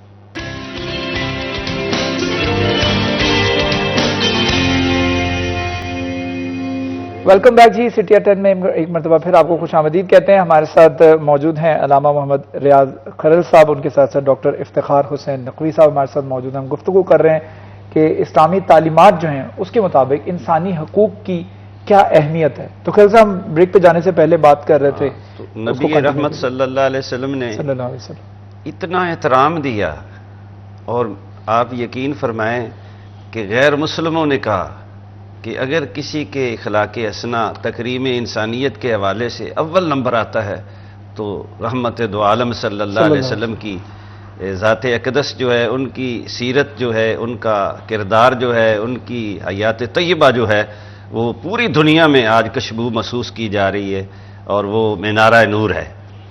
تو آج دیکھیں رحمت دو عالم صلی اللہ علیہ وسلم نے ہمیشہ تقید کی ظالم کے ساتھ کھڑے نہیں ہونا، مظلوم کے ساتھ. میرے آقا کریم صلی اللہ علیہ وسلم نے مظلوم ہے اولاد آدم کا بیٹا وہ کوئی بھی ہے، آپ صلی اللہ علیہ وسلم نے اپنی زندگی میں سینکڑوں مثالیں ہیں کہ آپ غیر مسلم کے ساتھ کھڑے ہوئے کیونکہ وہ حق پر تھا. تو آج ضرورت ثمر کی ہے، کتاب اللہ اور سنت رسول اللہ صلی اللہ علیہ وسلم ہمارے سامنے ہے. آج ضرورت ثمر کی ہے کہ مساجد میں اور کالجز میں، یونیورسٹیوں میں جو معلمین ہیں، خطباء ہیں، مبلغین اسلام ہیں، وہ رحمت دو عالم صلی اللہ علیہ وسلم کی سیرت طیبہ کے ان پہلوؤں کو اجاگر کریں، لوگوں کو پتہ چلے کہ ہمارے آقا کریم صلی اللہ علیہ وسلم نے مثالی معاشرہ کیسے تشکیل دیا، ریاست مدینہ کا ڈھانچہ کیسے بنایا. دیکھیں رحمت مسند شریف میں حدیث آتی ہے، رحمت دو عالم صلی اللہ علیہ وسلم جا رہے ہیں تو ایک اونٹ اپنی آواز نکالتا ہوا، سرخ اونٹ بوڑھا، اعلیٰ ترین سندوں کے ساتھ، یہ روشن باب ہے اور قیامت تک مینارہ نور رحمت دو عالم صلی اللہ علیہ وسلم کی خدمت میں آیا، اور ایسے ہے جیسے کچھ سر جھکا کے شکایت کر رہا ہے. تو رحمت دو عالم صلی اللہ علیہ وسلم ابھی کھڑا تھا کہ پیچھے سے مالک آ گیا. تو آپ نے فرمایا اس نے یہ آپ کی شکایت کر رہا تھا کہ میں نے ساری زندگی ان کی خدمت کی ہے، ساری زندگی میں نے ان کی اپنے مالک کا اکرام کیا ہے، بوجھ اٹھایا ہے، آج میں بوڑھا ہو گیا ہوں تو مجھے آقا یہ ذبح کرنا چاہتے ہیں. رسول پاک صلی اللہ علیہ وسلم نے ان سے دریافت فرمایا اس اونٹ کی قیمت کتنی ہے. تو انہوں نے جب بتائی تو آپ نے قیمت دینے کے بعد اس اونٹ کو فرمایا جاؤ آپ کو آزاد کیا جاتا ہے. تو رسالت مآب صلی اللہ علیہ وسلم کے صحابہ جلیل القدر آسمان رشد و ہدایت کے ستارے فرماتے ہیں کہ ہم نے دیکھا کہ حضور صلی اللہ علیہ وسلم فرما رہے تھے آمین. تو صحابہ نے پوچھا یا رسول اللہ، فرمایا یہ مجھے دعائیں دیتا جا رہا ہے. آج دیکھیں میرے نبی نے تو جانوروں کے حقوق کو بھی تحفظ عطا فرمایا. میرے آقا مولا صلی اللہ علیہ وسلم نے ہمیں جو قرآن و سنت سے پیغام ملتا ہے وہ یہ ہے کہ اپنا نظریہ جو ہے وہ چھوڑو نہ، اور کسی پر اپنی آراء کو، اپنے فکر کو، اپنی سوچ کو مسلط نہ کرو. برداشت جو اسی کا نام ہے کہ آپ دوسرے کا نقطہ نظر جو ہے اس کے ساتھ ٹکراؤ نہ کریں. تو آج ضرورت ثمر کی ہے کہ یہ درس جو ہے ہر ادارے سے نکلنا چاہیے، ہر مسجد سے نکلنا چاہیے کہ وہ نبیوں میں رحمت لقب پانے والا، امید غریبوں کی برلانے والا. ڈاکٹر افتخار حسین نقوی صاحب ہمارے ساتھ موجود ہیں. بڑی خوبصورت بات کی خلیل صاحب نے کہ کس طریقے سے آپ کو اپنا عقیدہ دوسروں کے اوپر مسلط نہیں کرنا چاہیے. تنقید ہونی چاہیے لیکن تنقید برائے اصلاح ہونی چاہیے. ہمارا معاشرہ اس لیے بگڑ رہا ہے، اس میں جو بگاڑ پیدا ہو رہا ہے اس کی سب سے بڑی وجہ یہ ہے کہ ہم اپنا جو پوائنٹ آف ویو ہے نا اس کو دوسرے کے اوپر مسلط کرنا چاہتے ہیں. کیا کہیں گے سوال؟ جی بالکل، میں علامہ صاحب کی بات کو آگے بڑھاتا ہوں، اور آپ نے جو جس طرف اشارہ کیا، دیکھیں حضور نبی اکرم صلی اللہ علیہ وآلہ وسلم کی جو ابتدائی زندگی ہے جس میں بظاہر آپ کو نبوت نہیں ملی ہے یا آپ نے نبوت کا اعلان نہیں کیا ہے، اس دور میں جو کافر ہیں، مشرک ہیں، لوگ ہیں، ان کا آپ پہ یہ عقیدہ ہے کہ آپ ان سے یہ کہتے ہیں کہ اس پہاڑی کے پیچھے اگر میں کہوں کہ ایک فوج آ رہی ہے اور آپ پر حملہ آور ہونے والی ہے تو آپ کیا کہو گے؟ تو ان سب نے کہا کہ ہم یقین کریں گے کہ آپ سچ بول رہے ہیں، یعنی آپ صادق و امین ہیں، آپ جو کہیں گے وہ صحیح ہوگا اور ہم اس پہ یقین کریں گے، یعنی یہ ہے کردار۔ اب اسی کردار نے اسلام کو آگے پھیلایا۔ حضور نبی اکرم صلی اللہ علیہ وآلہ وسلم کی جو زندگی ہے اس میں جو آپ کا کردار ہے وہی ہمارے لیے رہنمائی ہے، وہی مشل راہ ہے۔ ہم کہتے ہیں اسوہ حسنہ بہترین اصول ہے زندگی گزارنے کا۔ آج ہم یہ زبان سے تو کہتے ہیں کہ لیکن عملی طور پر جو حضور نبی اکرم صلی اللہ علیہ وآلہ وسلم کا افو درگزر تھا، جو اصالیت تھی ایک دوسرے کو قبول کرنے کی، جو مثلا دیکھیں فتح مکہ کے بعد جب سب لوگ یہ کہہ رہے تھے کہ آج انتقام کا دن ہے، تو آپ نے کہا نہیں، آج معافی کا دن ہے۔ اس وقت جب آپ قوت مند تھے، جب آپ انتقام لے سکتے تھے، جب آپ دشمن کو زیر کر سکتے تھے، اپنے بدلے لے سکتے تھے، اس وقت آپ نے کہا کہ نہیں، آج معافی کا دن ہے۔ تو یہ وہ خوف خدا ہے، یہ وہ سلسلہ ہے جو خدا کی طرف ہمیں لے کے جاتا ہے۔ ود ڈیو ریسپیکٹ، ہمارے ہاں نقوی صاحب یہاں پر الٹا حساب ہے ہمارے معاشرے کے اندر۔ ہمارے پاس جب طاقت آ جاتی ہے، جب ہم اس پوزیشن میں ہوتے ہیں کہ ہم کسی کو رگڑ سکتے ہیں، پھر ہم دل میں چاہے ہم زبان سے نہ کہیں، پھر ہم کہتے ہیں کہ یار اب دیکھ میں تجھے بتاتا ہوں، اب دیکھ میں تیرے ساتھ کیا کرتا ہوں۔ اب آیا نا اونٹ پہاڑ کے نیچے، صحیح۔ ہمارا ایک یہ تقیہ کلام بن چکا اب ہے۔ آیا داڑھ کے تو نیچے۔ یہ اس کے اوپر بہت توجہ مجھے لگتا ہے کہ دینے کی ضرورت ہے، اور کتنی ضرورت ہے اس پہ علامہ صاحب کہ ہم جب بڑی خوبصورت بات کی نقوی صاحب نے کہ فتح مکہ کے بعد وہ پوزیشن تھی کہ جب مسلمان جو تھے وہ پاور میں تھے، اختیار تھا ان کے پاس، طاقت تھی، لیکن اس کے باوجود معافی کا دن رسول اللہ صلی اللہ علیہ وسلم نے قرار دیا۔ اس حوالے سے میں تائید کرتا ہوں ڈاکٹر صاحب کی، لیکن حضور صلی اللہ علیہ وسلم کی سیرت طیبہ کے کون کون سے گوشے کو ہم دیکھیں، جس در جائیں گے رحمت دو عالم صلی اللہ علیہ وسلم کے بارے میں وہ سچ کسی نے کہا تھا کہ نور اسلام برساتا وہ عرب کا تاجدار آیا، نور اسلام برساتا وہ عرب کا تاجدار آیا، ملی راحت غلاموں کو، یتیموں کو قرار آیا۔ انسانیت جو تھی اندھیرا تھا، رحمت دو عالم صلی اللہ علیہ وسلم اس دنیا میں آئے، خدا نے اجالا کر دیا۔ یہ کتاب و سنت کا نور ہی ہے۔ آپ کی انتھک محنت تھی، انتھک محنت دیکھیں، 13 سال تک مکہ المکرمہ کے بازاروں میں، گلیوں میں، وادیوں میں پھرتے رہے، اور آپ نے عملاً دکھایا اپنے جسم پر، وہ اپنی کردار سے، تو کتنے لوگ مسلمان ہوئے؟ تقریباً سیرت نگاروں نے لکھا ہے 200 سوا 200۔ پھر 10 سالہ مدنی جدوجہد دیکھیں، دینی محنت دیکھیں، وہاں غیر مسلم بھی آباد تھے، ان کے حقوق کا، ان کے تحفظ کو یقینی بنایا، اور رحمت دو عالم صلی اللہ علیہ وسلم کے یہ الفاظ، صلی اللہ علیہ وسلم، اللہ اکبر، آج ان پہ عمل پیرا ہونے کی ضرورت ہے۔ یہ حدیث ابو داؤد شریف میں بھی اور ترمذی شریف میں بھی ائمہ حدیث نے اعلیٰ ترین سندوں کے ساتھ نقل کی ہے جی۔ کہ رحمت دو عالم صلی اللہ علیہ وسلم نے فرمایا، اہل زمین جو ہیں جب زمین پہ خدا کی مخلوق کے لیے نفع رسانی کرتے ہیں، خدا کی مخلوق کے لیے خیر اور بھلائی کا سوچتے ہیں، ان کے حقوق کا خیال رکھتے ہیں، ان کی تکریم کو مقدم سمجھتے ہیں، تو عرش والا عرشوں پہ ان کے لیے عزت کے، ان کے لیے رزق کے، ان کی عمروں میں برکات کے لیے دروازے کھول دیتا ہے۔ رحمت دو عالم صلی اللہ علیہ وسلم نے فرمایا، اولاد آدم جب زمین پہ اپنے بھائیوں کی تکریم کرتی ہے تو عرش والا اس کی عزتوں کو آسمانوں پہ بڑھا دیتا ہے۔ سبحان اللہ، تو آج ضرورت اس عمر کی ہے۔ اس کو امام بخاری رحمۃ اللہ علیہ نے بخاری شریف میں اعلیٰ ترین سندوں، اور اس حدیث کو مسلم میں بھی یہی الفاظ آتے ہیں، اگرچہ راوی الگ ہے۔ تو رحمت دو عالم صلی اللہ علیہ وسلم نے 2 ٹوک معاشرے کو پیغام دیا۔ حضور نے ارشاد فرمایا کہ لوگوں، جس آدمی نے خدا کی مخلوق کے ساتھ اچھا برتاؤ چھوڑ دیا، رحم دلی چھوڑ دی، تو اللہ تعالیٰ اس پر رحم نہیں کرے گا۔ محدثین فرماتے ہیں رسول پاک صلی اللہ علیہ وسلم کی ہزاروں حدیث ہے کتب سیاستہ میں، جس کا مفہوم اور مقصد یہ ہے کہ بندہ زمین پہ راضی ہوتا ہے، عرش والا عرشوں پہ راضی ہوتا ہے. خدا ماشاء اللہ سبحان اللہ. افتخار نقوی صاحب میں چاہوں گا اس پر بھی روشنی ڈالیے کہ جو ہم لوگوں کا حق مار دیتے ہیں یہ کتنا بڑا گناہ ہے اور اس کے حوالے سے کیا اسلام کی تعلیمات جو ہیں وہ ملتی ہیں؟ دیکھیں اسلام تو جو حقوق انسانی ہے اس کو دو حصوں میں تقسیم کرتا ہے، حقوق اللہ اور حقوق العباد کے. اب حقوق اللہ ایسے حق ہیں جو اللہ کے حق ہیں انسان کے اوپر، وہ اور اس کے خدا کا معاملہ ہے، اور جو حقوق العباد ہیں وہ معاشرے کا معاملہ ہے، وہ سوسائٹی کا معاملہ ہے. حقوق العباد میں مثلا ایک دفعہ میں حضرت عائشہ رضی اللہ تعالیٰ سے روایت ہے کہ آپ نے حضور نبی اکرم صلی اللہ علیہ وآلہ وسلم سے پوچھا کہ کون سی ایسی چیزیں ہیں جن کو منع نہیں کرنا چاہیے. تو آپ نے فرمایا کہ 3 ایسی چیزیں ہیں جن سے منع نہیں کرنا چاہیے.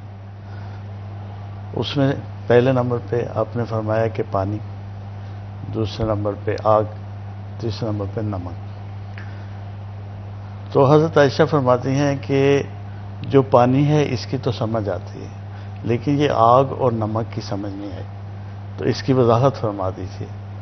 تو آپ فرماتے ہیں کہ اگر آپ کسی کو آگ دیتے ہیں، اس کے اوپر جو کھانا بنتا ہے وہ آگ دینے سے اس کھانے کی ساری خیرات آپ کی طرف سے ہیں. اور اسی طرح اگر آپ نمک دیتے ہو کسی کو جس سے کھانے میں لذت پیدا ہوتی ہے تو وہ سارے کا سارا کھانا جو ہے وہ آپ کی طرف سے خیرات ہے. سبحان اللہ، یہ خوبصورت بات ہے اور یہ واقعی بہت کچھ سیکھنے کو مل رہا ہے اور بڑی اچھی نشست جاری ہے. لیکن ایک علامہ صاحب چھوٹا سا وقفہ لینا ہے مجھے. وقفے کے بعد جب دوبارہ حاضر ہوں گے نقوی صاحب یہیں سے ہم گفتگو اس سلسلے کو جوڑیں گے. ایک چھوٹا سا وقفہ، وقفے کے بعد دوبارہ حاضر ہوں گے، ہمارے ساتھ رہے گا.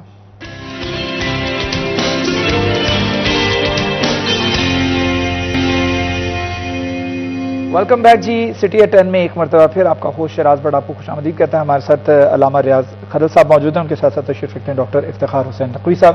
نقوی صاحب ہم گفتگو کر رہے تھے، آپ گفتگو سے سمجھ سے جوڑیے. کہ وہ 3 چیزیں جیسے آگ اور نمک اور پانی. آگ اور نمک کی تو میں وضاحت کیا. پانی کے بارے میں پھر آپ نے فرمایا کہ اگر آپ کسی کو پانی پلاتے ہو، دیتے ہو اس جگہ پہ جہاں پہ پانی عام ہے، یعنی پانی کی قلت نہیں ہے، پانی اویلیبل ہے، موجود ہے، اگر وہاں پہ آپ پانی کسی کو پلاتے ہو تو اس کے عوض آپ کو اتنا اجر ہے کہ آپ نے جیسے ایک غلام کو آزاد کر دیا. اللہ اکبر. اور اگر آپ پانی اس جگہ پلاتے ہو جہاں پہ پانی کی قلت ہے، آپ کے پاس پانی موجود ہے لیکن پانی وہاں پہ موجود نہیں ہے، تو پھر گویا کہ آپ نے اس شخص کو نئی زندگی بخش دی. تو یہ مطلب ایک نظام ہے، ایک سلسلہ ہے. باقی جو معاشرے کی خوبصورتی ہے، میں ادھر حضرت امام زین العابدین علیہ الصلوۃ والسلام کی ایک چھوٹا سا واقعہ وہ بھی بتانا چاہوں گا. آپ کے پاس ایک شخص لایا گیا اور آپ سے کہا گیا کہ یہ شخص مسافر ہے اور اس کے پاس نہ کچھ کھانے کو ہے نہ پینے کو ہے، تو اس کی کچھ مدد کیجیے، اس کی کوئی ہیلپ کیجیے. تو آپ اس کو اپنے گھر لے کے جاتے ہیں، اس کو صفائی ستھرائی کراتے ہیں، اس کو لباس دیتے ہیں پہننے کے لیے، پھر اس کو اچھا کھانا کھلاتے ہیں، پھر سفر اس کا اختیار کرنے کے لیے اس کو کچھ درہم بھی دیتے ہیں، اور اپنے غلام سے کہتے ہیں کہ یہ جو شخص ہے میرے باہر 2 گھوڑے کھڑے ہیں، اس میں جو اچھے والا گھوڑا ہے وہ اس شخص کو سواری کے لیے دے دو. تو وہ شخص جو ہے وہ مطلب اتنی دیر برداشت کرتا رہتا ہے اور آخر میں ایک سوال کرتا ہے، کہتا ہے لگتا ہے آپ نے مجھے پہچانا نہیں. آپ نے مولا کو سوال کرتا ہے امام زین العابدین علیہ الصلوۃ والسلام سے، وہ شخص جس کی آپ نے خدمت کی وہ سوال کرتا ہے کہ لگتا ہے آپ نے مجھے پہچانا نہیں. آپ نے کہا نہیں، میں نے پہچان لیا، تو میرے علی اکبر کا قاتل ہے، لیکن وہ تیرا عمل تھا، اب تو ہمارا مہمان ہے، تو یہ ہمارا عمل ہے، یہ ہمارا کردار ہے.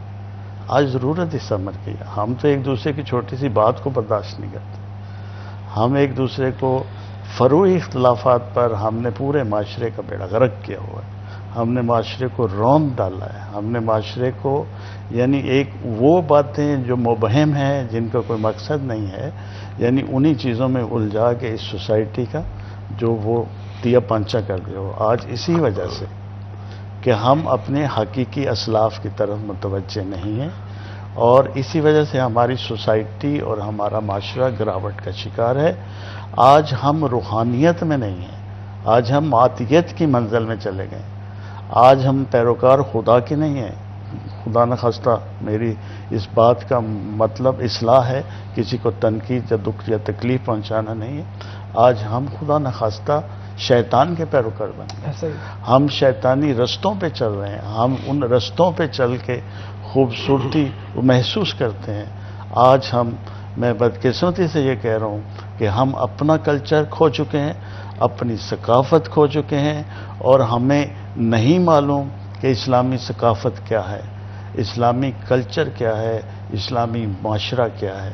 آج ہمارا معاشرہ نفس پرستی کا معاشرہ ہے, مادیت کا معاشرہ ہے, اور ایک معاشرہ ایسا معاشرہ ہے جس میں افراتفری ہے, جس میں روحانیت نام کی کوئی چیز ہمیں نظر نہیں آتی. لہٰذا اس موقع پر ذمہ داری ہے محراب و منبر کی کہ وہ میدان میں آئیں, آگے نکلیں, اپنی نئی نسل کو گمراہی سے, اس چمک اور روشنی سے جو یورپ سے یہاں پہ آتی ہے, جس سے وہ متاثر ہو رہا ہے, اسی لیول پر, اسی سائنٹیفک طریقے سے, انہی چیزوں سے آئیں ہم بھی اسلامی کارٹون بنائیں, ہمارے بچے ان کو دیکھیں تاکہ ان کی اٹریکشن ادھر ڈائیورٹ ہو. آج ہم ان چیزوں کی طرف فالو کر رہے ہیں جن کا اسلام سے دور تک تعلق. علامہ صاحب نے بڑی خوبصورت بات کی ہے, لیکن علامہ صاحب اس میں یہ بھی رہنمائی کر دیجیے گا کہ جو ابھی نقوی صاحب بتا رہے تھے کہ یہ معاشرہ جو ہے نفس پرستی کا معاشرہ ہے, مادیت کا معاشرہ بنتا چلا جا رہا ہے, یہ اوور نائٹ تو نہیں ہوا نا, راتوں رات تو نہیں ہوا, اس کے پیچھے ایک پورا پروسیس ہے. تو یہ پروسیس ہمارے والدین ذمہ دار ہیں, کون سی پیڑھی ذمہ دار ہے اس میں؟ اس سلسلے میں یہ امر تو طے ہے کہ کتاب اللہ اور سنت رسول اللہ صلی اللہ علیہ وسلم میں جو طے کر دیا گیا ہے کہ علم تو رکھنے والا شرف رکھتا ہے, لیکن اس سے بڑا شرف جو قرآن و سنت کی روشنی میں اور آسمانی کتابوں سے اترنے والی پہلی کتابوں میں بھی موجود تھا کہ عمل کرنے والا سب سے بہتر ہے, اس کا شرف جو ہے وہ زیادہ ہے. تو آج معاشرہ جو ہے علم رکھتا ہے, گھروں میں بھی علم ہے, قرآن و سنت کی روشنی میں لوگ علم رکھتے ہیں کہ یہ چیزیں غیبت ہے, جھوٹ ہے, کینہ ہے, بغض ہے, عداوت ہے, نفرت ہے, کسی کو ستانا ہے, کسی پر ظلم کرنا ہے, ان ساری چیزوں کو سمجھتے ہیں کہ اس سے اللہ ناراض ہوتا ہے. آج کمی یہ رہ گئی ہے کہ محراب و منبر نے, جیسے ڈاکٹر صاحب نے فرمایا, فروعات میں پڑ گئے, اور جو حقوق اللہ اور حقوق العباد کی صحیح ادائیگی تھی, اس حوالے سے محراب و منبر سے بھی آواز اس قدر سربلند نہیں ہوئی. یونیورسٹیوں میں اور ہمارا نصاب جو ہے وہ بھی اس طرح کا نہیں بن سکا جو لوگوں کو قرآن و سنت کی تعلیم دے سکے. اور رحمت دو عالم صلی اللہ علیہ وسلم نے تو یہاں تک فرما دیا کہ اگر کسی دیگر ادیان کا آدمی بڑا آپ کے پاس آئے, سیرت البیہ میں امام برہان الدین البی رحمۃ اللہ علیہ لکھتے ہیں کہ رحمت دو عالم صلی اللہ علیہ وسلم نے ارشاد فرمایا کہ اگر کسی قبیلے کا کوئی بڑا آدمی آپ کے پاس آئے تو اس کا اتنا احترام کرو کہ وہ اپنے گھر تک جاتا ہوا آپ کے اخلاق حسنہ کو یاد رکھے. تو آج ہمارے پاس, اور رحمت دو عالم صلی اللہ علیہ وسلم نے اس کا ثبوت مہیا کیا. سیاستہ میں ابو داؤد شریف شامل ہے. ابو داؤد میں امام صاحب نے اعلیٰ ترین سندوں کے ساتھ اس حدیث کو نقل کیا ہے, یعنی بڑی محنت کے ساتھ. آپ فرماتے ہیں کہ رسالت مآب صلی اللہ علیہ وسلم ایک جگہ پہ تشریف فرما ہے تو جنازہ گزرا, رحمت دو عالم صلی اللہ علیہ وسلم کھڑے ہو گئے تو ایک صحابی نے کہا یہ یہودی کا جنازہ ہے. رحمت دو عالم صلی اللہ علیہ وسلم کی زبان اقدس سے نکلنے والے الفاظ قیامت تک امت کی رہنمائی کر رہے ہیں. حضور نے ارشاد فرمایا یہ ایک انسان بھی تو ہے نا. آج ہمارے اندر دیکھیے, ہم نے کتاب اللہ اور سنت سے دوری اختیار کی, ہم نے اپنے بھائیوں میں وہ جو مثالی اتحاد تھا اس کو توڑا, اور یہاں تک کہ مسلمان کی شان تو یہ ہے کہ مسلمان کے ہاتھ سے اور مسلمان کی زبان سے انسانیت محفوظ رہتی ہے. اسلام کا معنی ہی اگر لغوی گرامر کے اعتبار سے دیکھیں تو بچنا ہے اور تحفظ کرنا ہے. تو ہم نے اسلام کو اپنی ذاتی مفادات کے لیے دینی پلیٹ فارم جو تھا اس کو اس طریقے سے استعمال کیا کہ آج نسل نو جو ہے اس کو ایک مرتبہ پھر محنت کے ساتھ اس محنت پہ، جیسے رحمت دو عالم صلی اللہ علیہ وسلم نے فرمائی، آج مبلغین اسلام کو وہی طرز تبلیغ اختیار کرنا پڑے گا جو رحمت دو عالم صلی اللہ علیہ وسلم نے اپنی بعثت کے بعد اور لوگوں کو جہالت سے نکالنے کے لیے اختیار کیا۔ آپ کی بات درست ہے کہ ہم مسلمان تو ہیں، آج لوگ مسلمان سے نفرت کرتے ہیں لیکن اسلام سے محبت کرتے ہیں۔ کردار ہمارا یہ ہے، قول و فعل میں تضاد کی وجہ سے آج امت انتشار کا سبب ہے۔ آپ دیکھیں رحمت دو عالم صلی اللہ علیہ وسلم نے جانوروں کا اکرام کیا۔ میں اپیل کرتا ہوں آپ کے اس فورم میں کہ دیکھیں تمام ادیان میں اور بالخصوص آسمانی کتابوں میں ظلم کرنے والے کا ساتھ دینے کا حکم نہیں ہے۔ میں جہاں تک پڑھا ہوں ایک طالب علم کی حیثیت سے مظلوم کے ساتھ کھڑے ہونے کا آسمانی کتابوں میں یہ پیغام دیا گیا ہے، رہنمائی کی گئی ہے، درس دیا گیا ہے۔ اور دیگر ادیان میں بھی آج دیکھ لیں کشمیر میں کیا ہو رہا ہے، بالکل انسانیت کہاں کھڑی ہے۔ اور آج ارض فلسطین پہ مسلمانوں کا حال دیکھے تو آج میں انسانوں کو سوچنا چاہیے، کیونکہ انسانی کی تنظیموں کو سوچنا چاہیے، اہل اسلام کو سوچنا چاہیے اور دیگر ادیان کے لوگوں کو سوچنا چاہیے کہ انسانیت کے ساتھ یہ تذلیل، یہ زبوں حالی یہ کیوں ہو رہی ہے۔ یہ صرف اور صرف اس لیے ہے کہ ہم نے احکام ربانی پہ اور سنت رسول اللہ صلی اللہ علیہ وسلم سے جو بھولا ہوا سبق ہے، آج نسل نو کو وہ یاد کرنا ہے اور اس سے دوری ختم کرنا ہوگی، اس سے دوری ختم کرنا ہوگی اور اس کے لیے ہمیں اپنے نسل کو ایجوکیٹ کرنا ہوگا، وہ بہت ضروری ہے کیونکہ آپ کے آنے والی نسل جو ہے وہ طے کرے گی کہ یہ اسلام پریویل کرتا ہے اگلی نسل میں کہ نہیں۔ چھوٹا سا وقفہ، وقفے کے بعد دوبارہ حاضر ہوں گے، ہمارے ساتھ رہے گا۔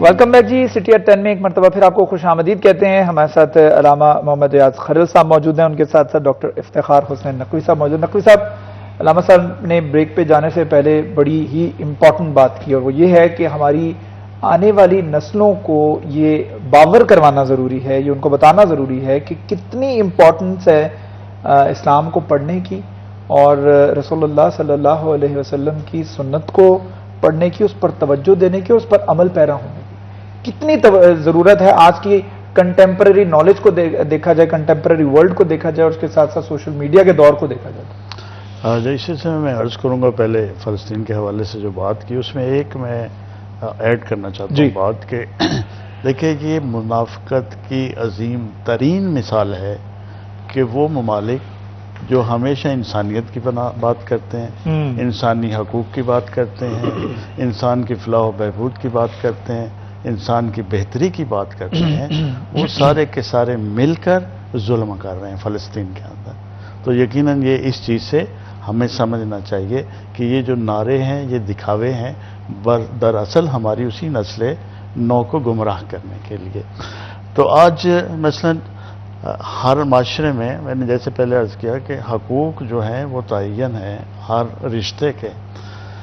مثلا یہاں پہ میں ایک بات کرنا چاہوں گا کہ ایک دفعہ ایک مانگنے والا فقیر جو ہے وہ امام حسین علیہ السلام کے گھر پہ آتا ہے، دروازہ کھٹکھٹاتا ہے تو اندر سے مولا پوچھتے ہیں کون ہے، تو بتاتا ہے میں فقیر ہوں، مانگنے والا ہوں۔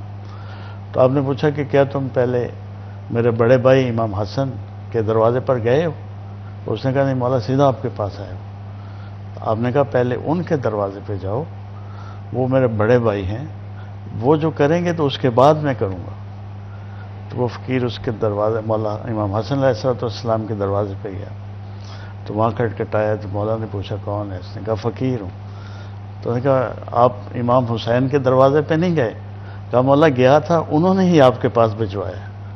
تو آئے باہر اس کو 60 درہم آپ نے اس کو خیرات کی۔ اب وہ 60 درہم لے کے وہاں سے امام حسین علیہ السلام کے دروازے پہ واپس آ جاتا ہے۔ مولا پوچھتے ہیں کہ کیا امام حسن نے خیرات نہیں دی؟ کہتا مولا دی ہے۔ کتنی دی ہے؟ 60 درہم دی ہے۔ آپ اندر جاتے ہیں 59 درہم لے کے آتے ہیں اور اس فقیر کو دیتے ہیں کہ میں اپنے بڑے بھائی سے ایک قدم پیچھے رہوں گا، میں اس کے آگے نہیں جاؤں گا۔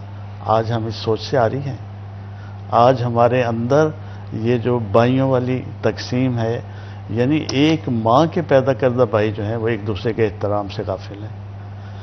آج ہم اپنے والدین کی جو اقدار ہے، جو ان کا تقدس ہے، اس کو پامال کرتے ہیں.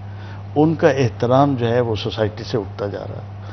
ایک دور تھا کہ ہمارے معاشرے میں کسی بزرگ کو ہر اختیار ہوتا تھا کہ کسی بھی بچے کو وہ ڈانٹ سکتا تھا، لیکن آج آپ نے اسکول کے ٹیچر سے بھی وہ اختیار چھین لیا ہے کہ وہ اپنے بچے کو کچھ نہیں کہہ سکتے، اس کی اصلاح کے لیے کوئی 2 جملے نہیں کہہ سکتے.